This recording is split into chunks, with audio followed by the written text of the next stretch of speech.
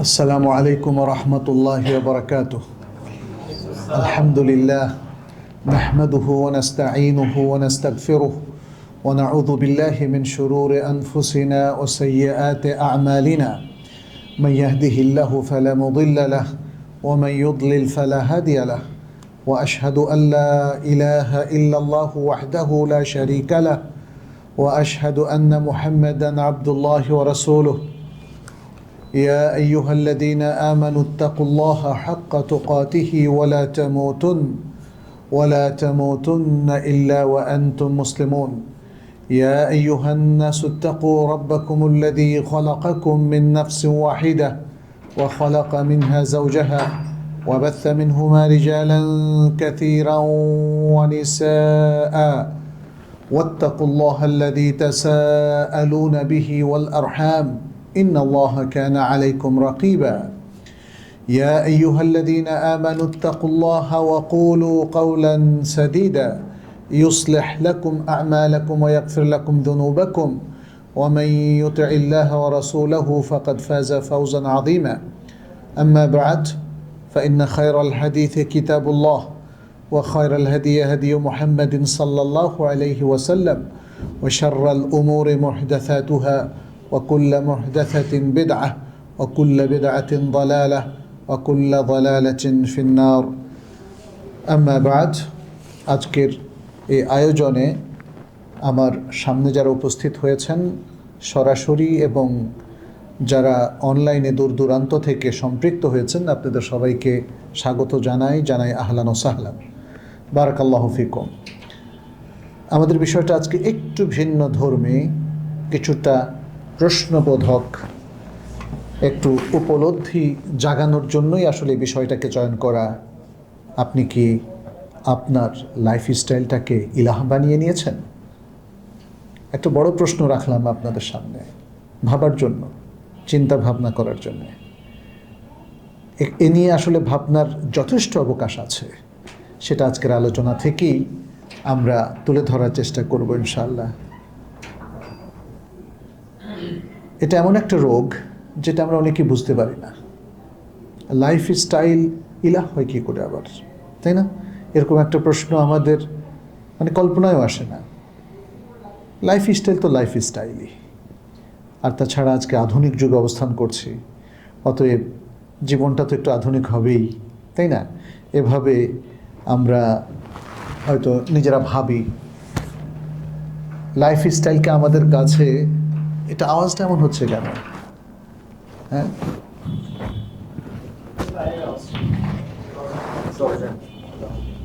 না এখান থেকে ওই যে কেমন যেন একটা আওয়াজ হয়। সাউন্ড সিস্টেমকে তোমাদের আরেকটু উন্নত করতে হবে। হ্যাঁ, এই যে লাইফস্টাইল কিলা বানিয়ে নেওয়ার প্রশ্নটা আমরা রাখলাম, বাহ্যিকভাবে এটাকে প্রকাশ্য শিরক বলে কখনো মনে হয় না, এটাকে কুফুরিও মনে হয় না আমাদের কাছে। এটা যে একটা বড় ধরনের প্রবলেম, সেটাও অনেকের কাছে মনে হয় না, কারণ এটা মূর্তি পূজা না, কারণ এটাকে কেউ শিরকি কর্মকাণ্ড বলে অভিহিত করে না, এটাকে কেউ নাস্তিকতাও বলে না, কিংবা কুফুরিও বলে না। আর সবচেয়ে বড় কারণটা হলো এই যে আধুনিক লাইফস্টাইল, যেটা একটু বিশ্লেষণ করলে আপনি বুঝতে পারবেন। প্রশ্নটা দাঁড়িয়ে যায়, এটা কি ইলাহ বানিয়ে নিয়েছি আমরা? এই প্রশ্নটা দাঁড়িয়ে যায়, কিন্তু তারপরেও প্রশ্নটা আমাদের সামনে কেউ রাখে না, কারণ আমরা কেউ ইসলামকে অস্বীকার করি না। আমরা ইসলামকে স্বীকার করেই একটা ভয়ঙ্কর লাইফস্টাইলকে ইলাহের পাশাপাশি রেখে দিয়েছি, টের পাচ্ছি না। আমাদের জীবনে যে একটা বিশাল অনাকাঙ্ক্ষিত এবং আমি বলবো ইসলাম বিরোধী একটা পরিবর্তন সাধিত হয়ে গেছে, আমরা কেউ টেরও পাই না। তাহলে এই যে একটা অবস্থা, এই অবস্থায় আমরা তিনটা প্রশ্ন রাখবো আপনাদের সামনে। প্রথম হলো, আপনি কি ইসলামকে সত্যি ভালোবাসেন, নাকি আপনি এমন একটা ইসলামকে ভালোবাসেন যে ইসলাম আপনার লাইফস্টাইলের সাথে মার্জ করে যায়, অর্থাৎ আপনার মানে ইসলামটাকে আপনি লাইফ স্টাইলের সাথে ম্যাচ করে নিয়েছেন। এখানে প্রশ্নটা কেন করা হলো হয়তো বুঝতে পারবেন। মানে ইসলামটাকে আপনি এমনভাবে মডিফাই করেছেন যাতে আপনার লাইফ স্টাইলকে ডিস্টার্ব না করে। বুঝতে পেরেছেন কিনা, তাই না? এখানে লাইফকে মডিফাই করে ইসলামিক করা হয় নাই। লাইফ স্টাইলটা ঠিক রেখে ইসলামটাকে মডিফাই করা হয়েছে, যাতে ঘুষ খাওয়াটার উপরে কোনো প্রবলেম সৃষ্টি না হয়, যাতে সুদি কারবারের সাথে সম্পৃক্ততা বিঘ্নিত না হয়, যাতে ব্যবসা বাণিজ্য কিংবা আরও যে সমস্ত কাজ কারবারের মধ্যে ভেজাল দুর্নীতি ঢুকে পড়েছে সেটাও নির্বিঘ্নে করা যায়, আবার ইসলামও ঠিক থাকে। দ্বিতীয় প্রশ্ন, আপনি কি নিজেকে আল্লাহর কাছে সঁপে দিয়েছেন, নাকি আল্লাহর দিনকে আপনার নিজের পছন্দ মতো কাটা ছেঁড়া করেছেন? একটু ভেবে দেখতে হবে না এটা? দিনকে আমরা ঠিক এক্স্যাক্টলি কোরআন সুন্নাহ যেভাবে আছে সেটাকেই ফলো করছি, নাকি দিনকে কাটা ছেঁড়া করে ফেলেছি? এটা দ্বিতীয় প্রশ্ন। তৃতীয় প্রশ্ন, একটু ভেবে বলবেন, ভেবে দেখবেন আপনার প্রকৃত রব কে? আল্লাহ নাকি আপনার প্রবৃত্তি? আপনার প্রকৃত রব যদি আল্লাহ হয় তাহলে তো আল্লাহর নিরঙ্কুশ আনুগত্য করার কথা। আপনি যখন আল্লাহর নিরঙ্কুশ আনুগত্য অ্যাভয়েড করে যখন প্রবৃত্তির আনুগত্য করতে শুরু করেন, তাহলে কি এই প্রশ্নটা অবান্তর হয় যে আপনি আসলে আপনার প্রবৃত্তিকে আল্লাহ, আমাদের যে মহান রব, তার চেয়ে শক্তিশালী রূপে আপনার কাছে প্রতিভাত। আপনি আল্লাহকে অ্যাভয়েড করছেন কিন্তু প্রবৃত্তিকে অ্যাভয়েড করছেন না। অথচ আল্লাহ সুবহানাহু ওয়া তাআলা দেখেন আমাদেরকে কিন্তু সাবধান করতে তিনি কিছু মাত্র কমতি করেন নাই। মা ফারাতনা ফিল কিতাবে মিন শাই। আল্লাহ বলছেন কিতাবের মধ্যে কোনো কিছু ঘাটতি করি নাই, সব দিয়ে দিয়েছে। আল্লাহ বলছেন এখানে সূরাতুল ফুরকানের মধ্যে, আফারাআইতা মান ইত্তাখাযা ইলাহাহু হাওয়া। ভয়ঙ্কর কথা, এটা যতবারই শুনে আমার পশম খাড়া হয়ে যায়। আল্লাহ বলছেন আপনি কি তাকে দেখেছেন যে তার প্রবৃত্তিকে ইলাহ রূপে গ্রহণ করেছে? এবং তারপর কি বললেন, আফা আনতা তাকুনু আলাইহি ওয়াকিলা, তবুও কি আপনি তাদের ওয়াকিল হবেন, জিম্মাদার হবেন? এরা যারা তাদের লাইফ স্টাইলকে তাদের প্রবৃত্তির অনুগত করে ফেলেছে, প্রবৃত্তি যেমনি বলে সেভাবেই সে লাইফ স্টাইল তৈরি করে নিয়েছে, তার মানে সে প্রবৃত্তিকে রব বানিয়ে নিয়েছে, ইলাহ। রবের চেয়ে আরও ভয়ঙ্কর হচ্ছে ইলাহ বানিয়ে নেওয়া। কেন ভয়ঙ্কর সেটা আমরা একটু পরে বলবো। এরপরেও আপনি এদের জিম্মাদার থাকতে চান এদেরকে হেদায়েতের পথে নিয়ে আসার জন্য? এদেরকে তো হেদায়েতের পথে আনা যাবে না। যে প্রবৃত্তিকে ইলাহ বানিয়ে ফেলেছে, হি ইজ লস্ট, মিসগাইডেড, তাই না? সে কমপ্লিটলি একটা ভুল পথে জীবনকে পরিচালিত করেছে এবং তাতেই সে খুশি। তাকে কিভাবে সৎ পথে আনা যায়? এই জন্যে নবী সাল্লাল্লাহু আলাইহি সাল্লামকে আল্লাহ তানবীহ করছেন, আফা আনতা তাকুনু আলাইহি ওয়াকিলা, তুমি কি তার উপর তারপরও জিম্মাদার থাকবে? এছাড়াও আরেকটা সূরা আল জাথিয়ায় আল্লাহ সুবহানাহু ওয়া তাআলা প্রায় কাছাকাছি কথা এবং আরও অতিরিক্ত কিছু সাবধানবাণী উচ্চারণ করেছেন। তিনি বলেছেন, আফারাআইতা মান ইত্তাখাযা ইলাহাহু হাওয়া ওয়া আদাল্লাহু আল্লাহু আলা ইলমিন ওয়া খাতামা আলা সামইহি ওয়া কলবিহি ওয়া জাআলা আলা বাসারিহি গিশাওয়া ফামান ইয়াহদিহি মিন বা'দিল্লাহ ফামান ইয়াহদিহি মিন বা'দিল্লাহ আফালা তাযাক্কারুন। বলছেন আপনি কি লক্ষ্য করেছেন তাকে যে তার প্রবৃত্তি তথা খেয়াল খুশিকে তার ইলাহ বানিয়ে নিয়েছে, আর তার কাছে জ্ঞান আসার পর আল্লাহ তাকে বিভ্রান্ত করেছেন। যে কথা বলছেন, ও আদাল্লাহু আলা ইলম, এ লোক জানে, হি হ্যাজ নলেজ। সে যে জানে না, বুঝে না, এত বোকা না, দুনিয়া সব কিছু বুঝে, হক বাতিলও সে বুঝে। এই জ্ঞান আসার পরে আল্লাহ তাকে বিভ্রান্তির পথে পরিচালিত করেছেন। দোষী কিন্তু সে নিজে, কারণ সে জেনে বুঝে বিভ্রান্তির পথ এখতিয়ার করেছে, কথাই আল্লাহ এখানে তুলে ধরেছেন। এরপর বলছেন ওয়া খাতামা আলা সামাইহি ওয়া কলবিহি, আল্লাহ তার কান ও হৃদয়ে মোহরাঙ্কিত করে দিয়েছেন, সিলগালা করে দিয়েছেন। সিলগালা করলে ওটা আর খোলা যায় না। ফলে আল্লাহ যখন কাউকে সিলগালা করে দেন, তখন আল্লাহ ছাড়া আর কেউ তাকে হেদায়েত দিতে পারে না। আর ওই লোক তখন ভয়ঙ্করভাবে সেই বিভ্রান্তির মধ্যে অবরুদ্ধ থাকে। এই জন্য আল্লাহ তাআলা এই কথা বলছেন। আর তিনি তার চোখের উপর পর্দা ফেলে দিয়েছেন, রেখে দিয়েছেন আবরণ। অতএব আল্লাহ সুবহানাহু ওয়া তাআলার পরে কে তাকে হেদায়েত দেবে? ফামান ইয়াহদিহি বা'দাল্লাহ, আল্লাহ যদি তাকে হেদায়েত না দেন, তার কে হেদায়েত দিতে পারবে? এ কথাই আল্লাহ বলছেন। তাহলে আল্লাহর পরে আর কে তাকে হেদায়েত দিবে? এই জন্য আমরা খুতবাতুল হাজার মধ্যে তো বলি, তাই না? মান ইয়াহদিহিল্লাহু ফালা মুদিল্লা লাহু ওয়া মান ইউদ্লিল ফালা হাদিয়া লাহু আফালা তাযাক্কারুন। তোমরা কি তাহলে কোনো উপদেশ গ্রহণ করবে না?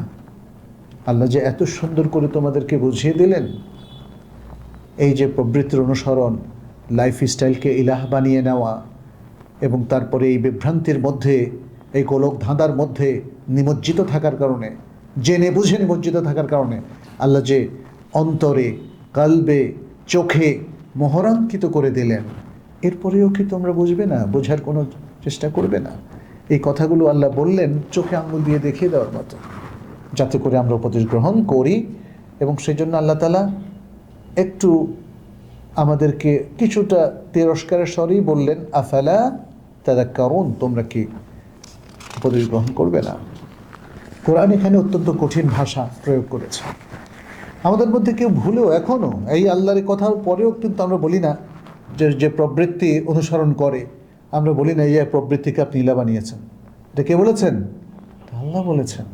ভয়ঙ্কর কথা, কঠিন কথা আল্লাহ আমাদের উদ্দেশ্যে এখানে ব্যবহার করেছেন। কিন্তু আল্লাহ কিন্তু এখানে একটা বলেন নাই যে এই লোকেরা মূর্তি বানিয়ে নিয়েছে, ইলাহকে মূর্তি বানিয়ে নিয়েছে। এটা বলছে ইলাহের, ইলাহকে তাদের তাদের প্রবৃত্তিকে তারা এখানে দেবতা বানিয়ে নিয়েছে, দেবী বানিয়ে নিয়েছে, মূর্তি বানিয়ে নিয়েছে, প্রতিমা। এটা কি আল্লাহ বলেছেন? বলেন নাই। আমাদের অনেকের ধারণা যে পূজা হয় তখন, অথবা শিরক হয় তখন যখন কেউ মূর্তি পূজা করে। কিন্তু মূর্তি পূজার বাইরেও যে পূজা হতে পারে, শিরক হতে পারে, এরকম আরও অসংখ্য আয়াত আছে। কিন্তু আল কোরআনে আরও অসংখ্য আয়াত আছে। বড় শিরক করার জন্য পৌত্তলিক হতে হয় না, মানে নাম করা একটা পৌত্তলিক ধর্ম গ্রহণ করতে হয় না।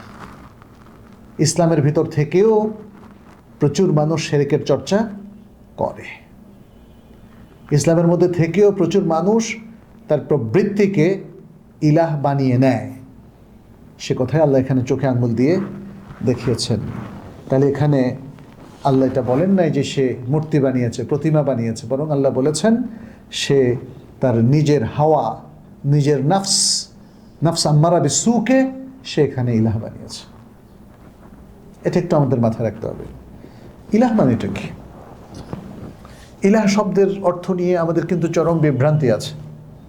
আমাদের অনেকেই ইলাহ শব্দের অর্থ রবের অর্থ করে ফেলে। কি বলে? আইনদাতা, বিধানদাতা, সৃষ্টিকর্তা, হ্যাঁ, তারপরে দোয়া কবুলকারী। এগুলো কিসের অর্থ? এগুলো রবের অর্থ।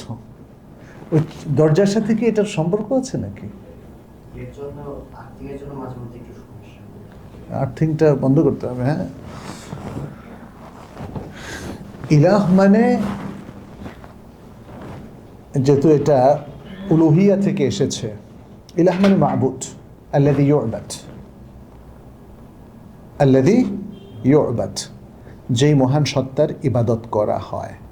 এখন আমি মহান সত্তা বলতে আল্লাহকে ইন্ডিকেট করেছি, কিন্তু সবাই কিন্তু মহান সত্তা না, তাই না? অনেক কিছুর ইবাদত করা হয়, সবটাই কিন্তু মহান নয়। এখানে ইবাদত করা হয় দেবীর, প্রতিমার, মূর্তির, বটগাছের, সূর্যের, চন্দ্রের, আগুনের, বাতাসের, কত কিছু, তাই না? পৌত্তলিকরা যাই পায় সেটা দিয়ে ইবাদত করে, সেটারই পূজা করে, এবং তারা তখন সেটাকে আল্লাহর সাথে শরিক বানিয়ে ফেলে। আল্লাহর যে মহৎ সুন্দর সুন্দর সিফাত এবং গুণাবলী আছে, তারা কখনো আগুনের উপরে, কখনো হাওয়ার উপরে, কখনো বট গাছের উপর, বিভিন্ন জিনিসকে উপর আল্লাহর এই সিফাতকে আরোপ করে আল্লাহর সাথে শিরিক করে। এই জন্য তারা দেখেন তাদের মধ্যে মানে বিভ্রান্তি এত চরম আকার ধারণ করেছে যে তারা লিঙ্গ পূজা পর্যন্ত করে, ওয়াল ইয়াদু বিল্লাহ, যেটা পৃথিবীর কোনো বিবেক কখনো সমর্থন করতে পারে না। হ্যাঁ, সুতরাং ইলাহ মানে আসলে মাবুদ, ইলাহ মানে রবের কোনো অর্থ এখানে করলে হবে না। এটা আরও দীর্ঘ আলোচনা, আমরা আজকে এই আলোচনা করব না। যে মুসলিম উম্মার কিছু বিভ্রান্ত লোকের মধ্যে যে চরম বিভ্রান্তি তৈরি হয়েছে ইলাহের অর্থ রব করার কারণে, এবং পরবর্তীতে তারা ইলাহ সাব্যস্ত করতে গিয়ে শুধু রুবুবিয়তকে সাব্যস্ত করেছে, কিন্তু প্রকৃত উলুহিয়তকে সাব্যস্ত করতে ব্যর্থ হয়েছে শুধু এই অর্থের গড়বড়ের কারণে। এবং এই অর্থের গড়বড়ের কারণে অনেক মানুষ তারা আল্লাহর সাথে অনেক শিরকি কর্মকাণ্ডকে শিরিক বলে মনে করে না। অতএব ইলাহ এবং উলুহিয়তের প্রকৃত অর্থ জানাটা আমাদের জন্য খুবই জরুরি। আমরা বলেছি ইলাহ মানে হলো মাবুদ, যার ইবাদত করা হয়।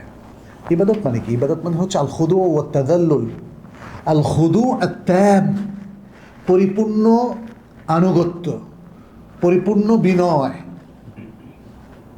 এটা হলো ইবাদত। তাহলে মাবুদ মানে হচ্ছে সেই সত্তা যার পরিপূর্ণ ইবাদত করা উচিত, আর কারো ইবাদত করা যায় না। এই জন্যই আল্লাহ সুবহানাহু ওয়া তাআলা কোরআনে বারবার এই ধরনের নির্দেশনা দিয়েছেন, ওয়া কাদা রাব্বুকা আল্লা তা'বুদু ইল্লা ইয়া, তাকে ছাড়া কারো ইবাদত করা যাবে না।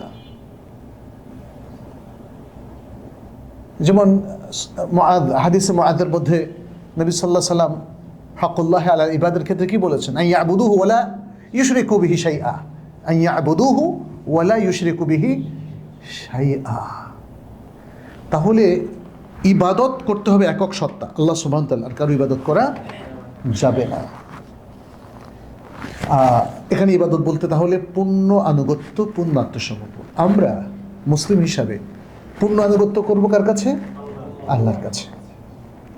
আর কোনো কিছুর কাছে আমাদের আনুগত্য নাই। আল্লাহর আনুগত্যের সাথে সাংঘর্ষিক আর কোনো কিছু মানা যাবে না।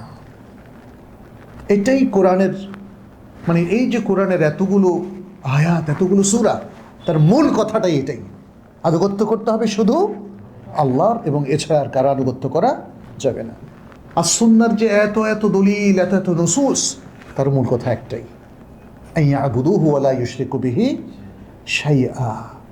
তাহলে ইলাহের অর্থটা এইভাবেই বুঝতে হবে, একমাত্র আল্লাহর নিরঙ্কুশ আনুগত্য, একমাত্র আল্লাহর নিরঙ্কুশ ইবাদত, একমাত্র আল্লাহর কাছেই নিরঙ্কুশভাবে নিবেদন, একমাত্র আল্লাহর কাছেই দোয়া, একমাত্র আল্লাহর কাছেই আত্মসমর্পণ, আর কারো কাছে নয়। অতএব আমরা যখন লা ইলাহা ইল্লাল্লাহ বলি, তখন তার অর্থটা কি? আয় লা ইলাহা বিহাক্কিন, লা মা'বুদা বিহাক্কিন ইল্লাল্লাহ, অর্থাৎ আল্লাহ ছাড়া ইবাদত পাওয়ার যোগ্য আর কোনো সত্তা নাই, ইবাদতের হকদার একমাত্র আল্লাহ। এটাই বোঝানোর উদ্দেশ্য। যারা তর্জমা করেন আল্লাহ ছাড়া আর কোনো মাবুদ নাই, এই তর্জমাটা বাস্তব ভিত্তিতে একটু ভুল হয়ে যায়। কি? আল্লাহ ছাড়াও তো আরও অনেক কিছু পূজা করা হয়, ইবাদত করা হয়, অর্চনা করা হয়। কত জাতির, কত মানুষের, কত বিভ্রান্ত ফেরকা বা ধর্ম, পৌত্তলিক ধর্মগুলো কত কিছুর ইবাদত করে। তাহলে আল্লাহ মাবুদ, আল্লাহ ছাড়া আরও অন্যান্য মাবুদও আছে, কিন্তু আল্লাহ ছাড়া অন্যান্য মাবুদ হলো বাতিল। আল্লাহ হলেন হক মাবুদ, আল্লাহ হলেন হক মাবুদ, আর অন্য সকল মাবুদেরা হলো বাতিল। এই জন্য লা ইলাহা ইল্লাল্লাহ মানে লা মাবুদা বিহাক্কিন ইল্লাল্লাহ। আচ্ছা, এখন আসেন একটা প্রশ্ন আমরা যেহেতু করেছি যে লাইফস্টাইলকে আপনি কি ইলাহ বানিয়ে নিয়েছেন কি না। লাইফস্টাইল কি করে ইলাহ হয়, এই প্রশ্নটা হয়তো অনেকের মাথায় এখন ঘুরপাক খাবে যে মনজুর ইলাহ বললোটা কি, লাইফস্টাইল ইলাহ কি করে হয়, তাই না? এটা নিয়ে আমরা একটু কথা বলবো। প্রিয় উপস্থিতি, লাইফস্টাইল ইলাহ হয় যখন আমরা আল্লাহর আদেশ মানি, যতক্ষণ পর্যন্ত সেটা আমার লাইফস্টাইলের সাথে ঠিক থাকে। আবার আমার লাইফস্টাইলের সাথে আল্লাহর আদেশ মানা কঠিন হয়ে গেলে কোনটাকে তরক করে? আল্লাহর আদেশ। তাহলে ইলাহ কে হলো, আল্লাহ নাকি লাইফস্টাইল? যদি আল্লাহকেই আপনি ইলাহ করতেন তাহলে আপনি লাইফস্টাইলকে তরক করতেন আর আল্লাহকে ঠিক রাখতেন, তাই না? আচ্ছা, দ্বিতীয় হচ্ছে হারাম, যেটা আল্লাহ স্পষ্ট হারাম করে দিয়েছেন সেটা কি হালাল? সেটা তো হারামই, হারাম হারাম বলেই গণ্য। কিন্তু আমি যখন দেখি যে আমার জীবনে হারামকে ত্যাগ করলে অনেক কিছু ত্যাগ হয়ে যায়, কষ্ট হয়ে যায়, চাকরি ছাড়তে হয়, টাকা ছাড়তে হয়, সুযোগ ছাড়তে হয়, ক্ষমতা ছাড়তে হয়, পদবি ছাড়তে হয়, তখন আমার আর আল্লাহর দরকার নেই, দরকার হলো এই পদবি আর লাইফস্টাইল। কারণ এটা আমার ইমেজকে বাড়ায়, তাই না? আপনার পদবি আপনার ইমেজকে বাড়ায়, আপনাকে প্রভাবশালী করে, আপনাকে ক্ষমতাসীন করে। তখন হারাম হালালের আর বাছ বিচার থাকে না। বলুন তো, এই জায়গায় আপনি আল্লাহকে তরক করলেন আর লাইফস্টাইলকে ঠিক রাখলেন, তাহলে লাইফস্টাইল কি ইলাহ হলো না? এরপরে দিন মানার বিষয়টা, আমরা দিন মানি, সবাই বলি যে ইসলাম আমাদের দিন, আমরা দিন মানি, নামাজ পড়ি, এই ইত্যাদি ইত্যাদি। কিন্তু যখন আমাদের হাতে অবসর থাকে, আমরা উপার্জন করি, আমাদের সামনে নানা রকম বিনোদন থাকে, তারপরে প্রেম প্রীতি আরও কত কিছু থাকে, নানা ধরনের সম্পর্ক, উচ্চাভিলাষ, উচ্চাকাঙ্ক্ষা, জীবনের বিভিন্ন পরিক্রমায় এই জিনিসগুলো থাকে যেটা দিনের সাথে মোটে যায় না। তখন কোনটাকে তরক করেন আপনি? দিনকে তরক করেন নাকি দিনের সাথে যেটা যায় না সেটাকে তরক করেন? আমরা ব্যাপকভাবে দেখি আমাদের অনেক মুসলিম ভাই বোনেরা, বরং অধিকাংশই বলা যায়, তারা এক্ষেত্রে দিনকে তরক করে। কিন্তু দিনকে যে তরক করে এটাকে তরক মনে করে না সে, কিন্তু তার তরক করতে কষ্ট হয় সুদকে, তার তরক করতে কষ্ট হয় ঘুষকে, তার তরক করতে কষ্ট হয় যে যেটা অন্যায়ভাবে অবৈধভাবে যে সমস্ত অর্জন সেগুলোকে তার তরক করতে কষ্ট হয়, দুর্নীতিকে তরক করতে তার কষ্ট হয়, অবলীলায় দিনকে সে তরক করে। বলুন তো, এটা কি লাইফস্টাইলকে ইলাহ বানিয়ে নেওয়া না? ইসলামকে আমরা সত্য হিসাবে স্বীকার করি মুখে এবং থিওরিটিক্যালি, তাত্ত্বিকভাবে, কিন্তু জীবনযাত্রার ক্ষেত্রে কোনটার প্রভাব, ইসলামের নাকি প্রবৃত্তির প্রভাব? বলেন তো, আমাদের জীবনযাত্রার ক্ষেত্রে ইসলামের প্রভাব নাকি প্রবৃত্তির? অবশ্যই আপনারা বলবেন প্রবৃত্তির। এটাই কি প্রবৃত্তিকে এবং জীবনের লাইফস্টাইলকে ইলাহ বানিয়ে নেওয়া না? বলেন তো, তাই না? একটু ভেবে দেখার সুযোগ আছে। যে ব্যক্তি তার ইচ্ছা পূরণের জন্য কোনো হারামে লিপ্ত হয়, নিষিদ্ধ কাজে লিপ্ত হয়, সে আসলে নিজের খেয়াল খুশিকে প্রাধান্য দেওয়ার কারণে এটা করে। তখনই সে তার হাওয়া বা প্রবৃত্তিকে ইলাহ বানিয়ে নেয়। আল্লাহ বলেছেন হারাম আর প্রবৃত্তি বলে এটা করো, তার মানে প্রবৃত্তি বলছে হালাল। আল্লাহ বলেছেন হারাম আর প্রবৃত্তি বলেছে হালাল। আপনি বললেন যে আমি প্রবৃত্তির কথা শুনবো, আল্লাহর কথা শুনবো না, তাহলে প্রবৃত্তিকে ইলাহ বানিয়ে নেওয়া হলো না? বলেন তো। সুবহানাল্লাহ। এ কথাই তো সূরাতুল জাথিয়াতে এবং সূরাতুল ফুরকানে আল্লাহ তাআলা উল্লেখ করলেন। আচ্ছা,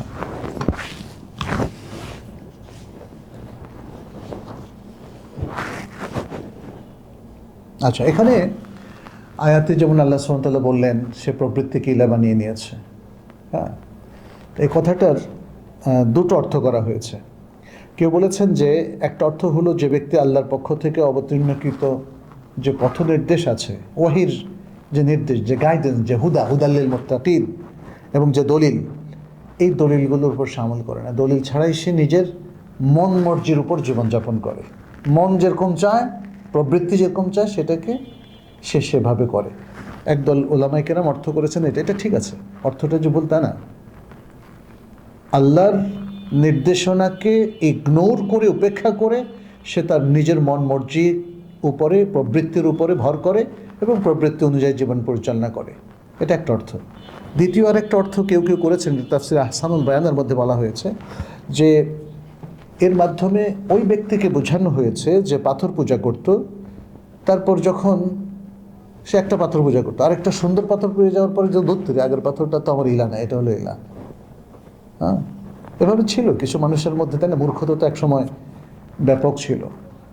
তো এইটা হচ্ছে আসলে ঘটনা, হয়তো কোনো একটা বাস্তব ঘটনা, এটাকেও আমরা উড়িয়ে দিচ্ছি না, কিন্তু এরকম তো এখন কেউ করে না। কেউ করে যে জাফলনের পাথর পেয়ে বললো যে এটা তো সুন্দর লাগে, এটা আমার ইলা, এটা তো কেউ করে না। এটা জাস্ট একটা উদাহরণ যে একটা সময় এমন ছিল যারা পাথর পূজা করতো, তারা আরেকটু সুন্দর পাথর পেলে আগের পাথর বাদ দিয়ে এটাকে সে ইলা বানিয়ে নিত, তখন সে আগেরটাকে ফেলে দিয়ে এটাকে পূজা করত। প্রথম অর্থটাই এখানে আমাদের জন্য প্রতিধানযোগ্য, যে আমাদের এই যুগে আমরা দেখি অসংখ্য মানুষ যারা নিজেদের মুসলিম পরিচয় দেয়, কিন্তু লাইফ স্টাইলকে তারা অনেকটা ইলাহ বানিয়ে নিয়েছে, তাই না? এখন তো জিনিসটা ক্লিয়ার। আচ্ছা, এখন আমি যদি বলি আমি মুসলিম, তাহলে আমার ভিতরে লুক্কায়িত এই যে গায়রুল্লাহর উপাসনা, এটা আছে কি না, কীভাবে বুঝবো? এটাকে বলা লক্ষণ, আরবিতে বলা হয় মাযাহির। গায়রুল্লাহর উপাসনা আপনার আমার মধ্যে আছে কি না, এর বেশ কিছু লক্ষণ আছে। আপনি একটু দেখেন যে আপনার মধ্যে এই লক্ষণগুলো আছে কি না। থাকলে ভাই একটু সতর্ক হয়ে যেতে হবে, সতর্ক হয়ে যেতে হবে। আপনি যদি আপনার নিজের মধ্যে শিরকের কিছু সিমটম পান, লক্ষণ মানে সিমটম, তাহলে আপনাকে সতর্ক হতে হবে না? মানুষের কতজনের কত রোগ হয়, আল্লাহ সবাইকে সুস্থ রাখুন, আমরা দোয়া করি। কেউ যদি তার কিডনির সমস্যার সিমটম পায়, চিকিৎসা করবে না? সতর্ক হতে হবে না? কেউ যদি হার্টের রোগের কোনো সিমটম পায়, ফুসফুসের রোগের কোনো সিমটম পায়, যেমন ফুসফুসে পানি জমা হয়ে গেল, তাই না? চিকিৎসা করতে হবে না? আমাদেরকে চিকিৎসা করতে হবে যদি আমি মুসলিম বলার পরেও আমার মধ্যে লুক্কায়িত কোনো শিরক বা উপাসনার লক্ষণ আমি খুঁজে পাই। এই লক্ষণের মধ্যে এক নম্বর হচ্ছে, আপনি যেমন বলবেন যে আমি এই অংশটা মানব, কিন্তু ওই অংশটা মানা আমার কঠিন। কোরআনের এই অংশটা মানব, ওই অংশটা মানাটা কঠিন। আমি বেচা কেনার আয়াতগুলো মানব, কিন্তু সুদের আয়াতটা মানতে পারতেছি না। হ্যাঁ, কিন্তু আল্লাহ বলছেন ও আহাল্লাহুল বাইআ ওয়া হাররামা রিবা, আল্লাহ বেচা কেনাকে হালাল করেছেন। ভালো কথা, আপনি বেচা কেনা করতেছেন, বেচা কেনা হালাল মানছেন, আর বলতেছেন হারামকে, আপনি রিবাকে হারাম হিসাবে মানবেন না, কারণ রিবার মধ্যে অলরেডি আপনি ইনভলভড। কিন্তু আল্লাহ বলছেন কি ও হাররামা আর রিবা, শুধু একটা আয়াত না, অনেকগুলো আয়াত আছে। তাহলে আপনি কি আসলে এই যে জীবনের যে লাইফ স্টাইল, এই লাইফ সাজাতেও আপনাকে সংগ্রাম করা লাগতেছে, কিন্তু এই জায়গায় কার কাছে আপনি আত্মসমর্পণ করছেন? আল্লাহর কাছে না প্রবৃত্তির কাছে? এটা একটা দেখার বিষয়। সবাই সংগ্রাম করে। আপনি দেখবেন যে যে লোক মাস্তান, চুরি ডাকাতি করে, সে বলে আমি এক সংগ্রামী মানুষ, তাই না? যে চোর, তাও তো কত সংগ্রাম করে তাকে চুরি করতে হয়, তাই না? আপনিও আজকে প্রবৃত্তির অনুসরণ করছেন, সংগ্রামী এক মানুষ, কিন্তু আপনার আত্মসমর্পণ কার কাছে, তাই না? এটা দেখতে হবে। আপনার আত্মসমর্পণ যদি আল্লাহর কাছে হয়, ওকে, আর আপনার আত্মসমর্পণ যদি প্রবৃত্তির কাছে হয়, তাহলে এটা একটা খারাপ লক্ষণ, আপনাকে সতর্ক হয়ে যেতে হবে। আচ্ছা, দ্বিতীয় হচ্ছে স্বাচ্ছন্দ্যের কারণে আপনি কিছু জিনিসকে প্রত্যাখ্যান করলেন। আপনার জীবনযাত্রায় যে জিনিসটা পরিবর্তন আনে ওটাকে পিছিয়ে দিচ্ছেন আপনি, ইতিবাচক পরিবর্তন আনে এগুলোকে পিছিয়ে দিচ্ছেন। ব্যাংকের চাকরি বলতেছেন না এখন ছাড়বো না, পরে। টোবাকোতে বড় পদে চাকরি করেন, লাখ লাখ টাকা বেতন পান, বলেন যে এখন না, পরে। তারপরে আমাদের মহিলারা কেউ হয়তো নাটকের জগতে আছেন, এনজিওতে বেপর্দা অবস্থায় চাকরি করতেছেন, এখন না, পরে ছাড়বো। হ্যাঁ, তাহলে এই যে জিনিসটা আপনার জীবনে চমৎকার সুন্দর পরিবর্তন আনয়ন করে, সেটাকে আপনি তাসউইফ করতেছেন। তাসউইফ মানে বিলম্বিত করতেছেন, পরে করবেন, পরে করবেন, পরে করবেন। তওবা পরে করব, ইস্তেগফার পরে করব, একসাথে বুড়াতি বয়সে গিয়ে হজ করব, সব ঠিকঠাক করে আসবো। আমাদের অনেক মুসলিম ভাই বোনদের এটা প্ল্যান। মেয়েদের প্ল্যান হচ্ছে আমার চাকরি থেকে, আমি তো এখন কলেজের অধ্যাপিকা অথবা ইউনিভার্সিটির অধ্যাপিকা, এখন তো আর হিজাব করা যায় না, তা আমি ইনশাল্লাহ অবসর নিয়ে হিজাব করব। হ্যাঁ, তারপরে অনেকে হারাম উপার্জনের মধ্যে এখন ইনভলভ। হারাম উপার্জন তো এখন ছাড়া যাচ্ছে না, কারণ লাইফ স্টাইল আমার এখন যে জায়গায় দাঁড়িয়েছে, মাসে 3 লাখ টাকা আমার খরচ। আমি এখন এই চাকরি ছেড়ে দিলে খাবো কি, থাকবো কি? আছেন এরকম অনেক ভাইয়ের। অতএব তার জীবনে কাঙ্ক্ষিত পরিবর্তন আনয়ন করতে তিনি ব্যর্থ হচ্ছেন, এটা খারাপ সিমটম। কিন্তু ফজর সালাহ, ফজর সালাহ আপনি প্রতিদিন দেরি করে পড়েন, সারা রাত আপনাকে ইন্টারনেট ব্রাউজ করতে হয়, গুরুত্বপূর্ণ কাজ, রিলগুলো দেখতে হয়, হ্যাঁ, ইত্যাদি। ফলে ফজর আপনার মিস হয়ে যায়। তা আপনি কখনো চিন্তা করেননি যে এখন থেকে আর রিল দেখবো না, এগুলো করব না, বরং রাত্র 10টায় 10:30টায় ঘুমিয়ে যাব। ফজরে যদি আপনি দেখেন 10 10:30 যারা এখন ঘুমায়, তারা ফজরে অটোমেটিক, তাদের ওই ঘড়িও লাগবে না, অটোমেটিক উঠে যাবে। এই পরিবর্তনগুলো আসছে না। স্ক্রিন নিয়ন্ত্রণ করছেন না, করতে পারছেন না, বলছেন তো পরে করব। এখনও যেহেতু আমার একটা এডিকশান আছে, আমি এখন মজা পাই স্ক্রিন দেখতে বা এই স্ক্রিন টাইমটা। আপনি এটা থেকে নিজেকে পরিবর্তন করছেন না, পরে পরে পরে করতে করতে এই পরে কবে আসবে আল্লাহ ভালো জানেন। অনেকের জন্য পরে আর আসে না, কারণ তার ইতিমধ্যে মৃত্যু হয়ে যায়। কতজন দেখলাম এই যে এই ঈদেও তো কতজন ঈদে গেল ঈদ করতে, তাই না, আত্মীয় স্বজনের সাথে আপনজনের সাথে, লাশ হয়ে গেল, কোনো পরিবারও লাশ হয়ে গেল। আমাদের এক আত্মীয়ই, দূর সম্পর্কের এক আত্মীয়, উনি তার মা বাবা ভাই বোন সবাই একসাথে ফিরছিল লক্ষ্মীপুর থেকে। কুমিল্লায় ক্যান্টনমেন্টের আগে বা পরে এসে অ্যাক্সিডেন্টে একটা মাইক্রোর সাথে সরাসরি সংঘর্ষ, ওনারা কারে ছিলেন, 5 জন মারা গেলেন। 5 জন মারা গেলেন। প্রিয় ভাইরা, সবারই মৃত্যু কার যে কখন আসে আল্লাহ ভালো জানে। আমি অনেক দিন থেকে ভালো আছি, তার মানে এই নয় যে আপনি কালকে পর্যন্ত জীবিত থাকবেন। অতএব কোনো কিছুকে পরে করা যাবে না, পরে করাটা খারাপ লক্ষণ। তাহলে সেকেন্ড লক্ষণটা হলো ওই পরে করবো। হ্যাঁ, থার্ড হচ্ছে গুনাহকে, পাপকে স্বাভাবিক করে ফেলা। এমন কিছু না, যেমন আপনার বোন পর্দা করছেন, বলে যে না এখনো ছোট, মাত্র কলেজে পড়ে। আমাকে একজন ভাই একবার বলেছিল যে এক দিনদার লোকের বাসায় গেছে, পরে দেখলো যে তার অনেক বড় একটা মেয়ে, তো বললো যে আপনি তো দিনদার মানুষ, মেয়েকে হিজাব করে না। ও মাত্র অনার্স ফার্স্ট ইয়ারে পড়ে। ডেঞ্জারাস। তার মানে এই যে পর্দাহীনতা, এটাকে আমাদের দিনদার মানুষরাও স্বাভাবিক করে ফেলেছে। যারা দাড়ি ফেলেন তারা বলেন যে দেখেন আপনার থেকে আমি ভালো আছি। আপনি হইতে পারেন দাড়ি ফেলেন আপনি, তারপরে আপনি আমার থেকে ভালো হইতে পারেন, অস্বীকার করি না, কিন্তু আমি যে যদি আপনাকে নাসিহা করি আপনি দাড়ি রেখে দেন, খারাপ কিছু বললাম? দাড়ি রাখবেন না কেন আপনি? কোন অপরাধে দাড়ি রাখবেন না আপনি? এটা ইসলাম না? এটা দিন না? তাই না? তার মানে হচ্ছে দাড়ি ফেলাটাকে আপনি অতীব সাধারণ বস্তু করে ফেলেছেন। মানুষকে ধোঁকা দেওয়াটাকে আপনি সাধারণ করে ফেলেছেন। খাদ্যে ভেজাল মিশানোকে আপনি সাধারণ করে ফেলেছেন। দুর্নীতি করা আমাদের রাজনীতিবিদরা সাধারণ করে ফেলেছে। অন্যায় করাটা আমাদের অধিকাংশ লোক যাদের হাতে বিচারের দায়িত্ব তারাও সাধারণ করে ফেলেছে। ঘুষ খাওয়াটা মানুষ সাধারণ করে ফেলেছে। করেছে কি না? এত বড় বড় মহাপাপ। একটা সময় ইভেন আমাদের ছোট সময় আমরা শুনেছি যে কেউ যদি 10 টাকা 20 টাকা ঘুষ খাইতো ওর রাতের লাগে ঘুম হইতো না। আর আজকে 2-4 লাখ 5 কোটি 10 কোটি 100 কোটি টাকা ঘুষ না খাইলে ঘুম হয় না। পাপকে স্বাভাবিক মনে করা এবং অতি সাধারণ করে ফেলা, লাইফ স্টাইলের সাথে মার্জ করে ফেলা একটা ভয়ঙ্কর লক্ষণ, মনে রাখবেন। চতুর্থ হচ্ছে আপনার আমার মধ্যে যে মাসিয়াত, পাপ, আল্লাহ এবং রাসূলের অবাধ্যতা আছে, এটাকে নতুন ঢঙে সাজানো, নতুন ঢঙে সাজানো, যাতে নিজেও ধরতে না পারেন এটা পাপ। নিজেকে নিজে ধোঁকা দিচ্ছেন।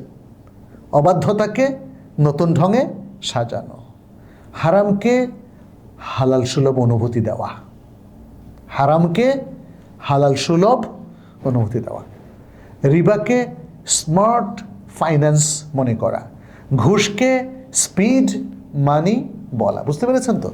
এভাবে ইখতিলাত, নারী পুরুষের অবাধ মেলামেশাকে এটাকে স্মার্ট পরিবেশ বা এটা পেশাগত একটা সুন্দর পরিবেশ, আজকাল আধুনিকতা এটা বলা, বেপর্দাকে নিজেকে এক্সপোজ করা বা প্রকাশ হিসাবে অভিহিত করা, এবং নফসের দাসত্বকে আমার সত্যে বা আমার নিজের ধাঁচে নিজের জীবন গড়া এরকম মনে করা। দেখেন, সমস্ত অবাধ্যতাকে সে কিন্তু একটা সুন্দর রূপ দিয়ে ফেলল। অবাধ্যতাকে সে একটা বৈধতার রঙে সাজিয়ে ফেলল। এটা খুব খারাপ লক্ষণ। আপনি কিন্তু টের পাবেন। আপনি যখন ঘুষকে সাধারণ করে ফেলবেন, একটু চিন্তা করলে বুঝবেন মারাত্মক পাপকে আপনি কিন্তু নিজের অভ্যাসে পরিণত করেছেন। তখনই আপনার একটু টং করা উচিত, ভাবা উচিত যে আপনি আসলে প্রবৃত্তির দাসত্বে পড়ে গেছেন। এটা খুবই খারাপ লক্ষণ। লাইফস্টাইলকে এবং প্রবৃত্তিকে আপনি এখন ইলাহা বানিয়ে নিয়েছেন।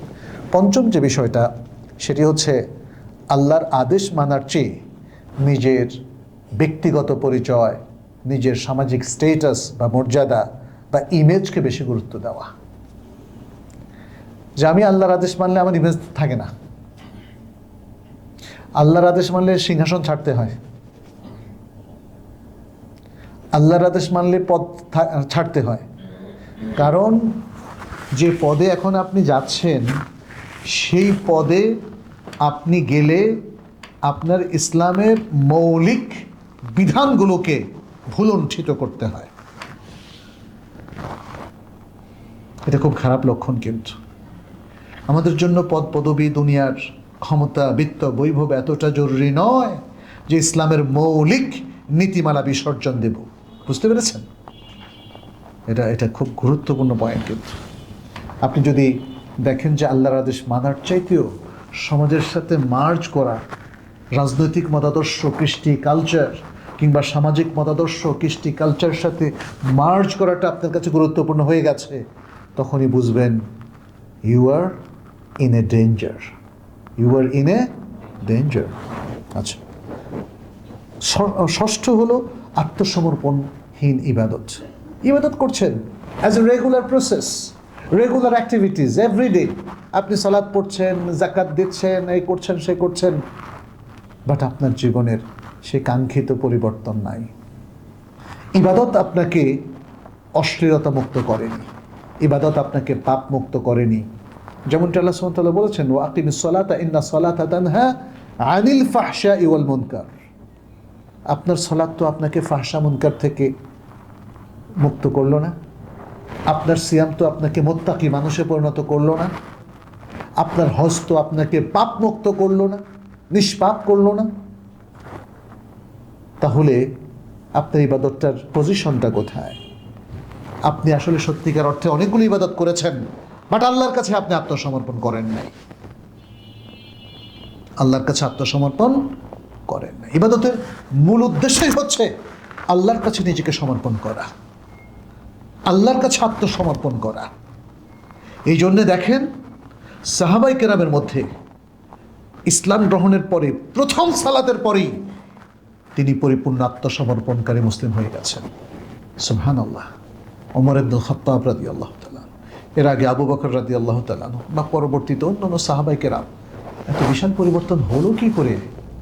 তারা বুঝতে পেরেছেন আমি ইসলাম গ্রহণ করেছি আল্লাহর কাছে আত্মসমর্পণ করার জন্য। আমি ইবাদত করছি, আমার ইবাদত হচ্ছে আল্লাহর কাছে নিজেকে সমর্পণ করা।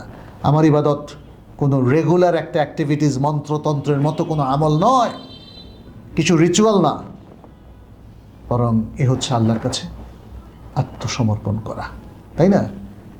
কুল ইন্না সলাতি ওয়া নুসুকি ওয়া মাহইয়ায়া ওয়া মামাতি লিল্লাহি রাব্বিল আলামিন।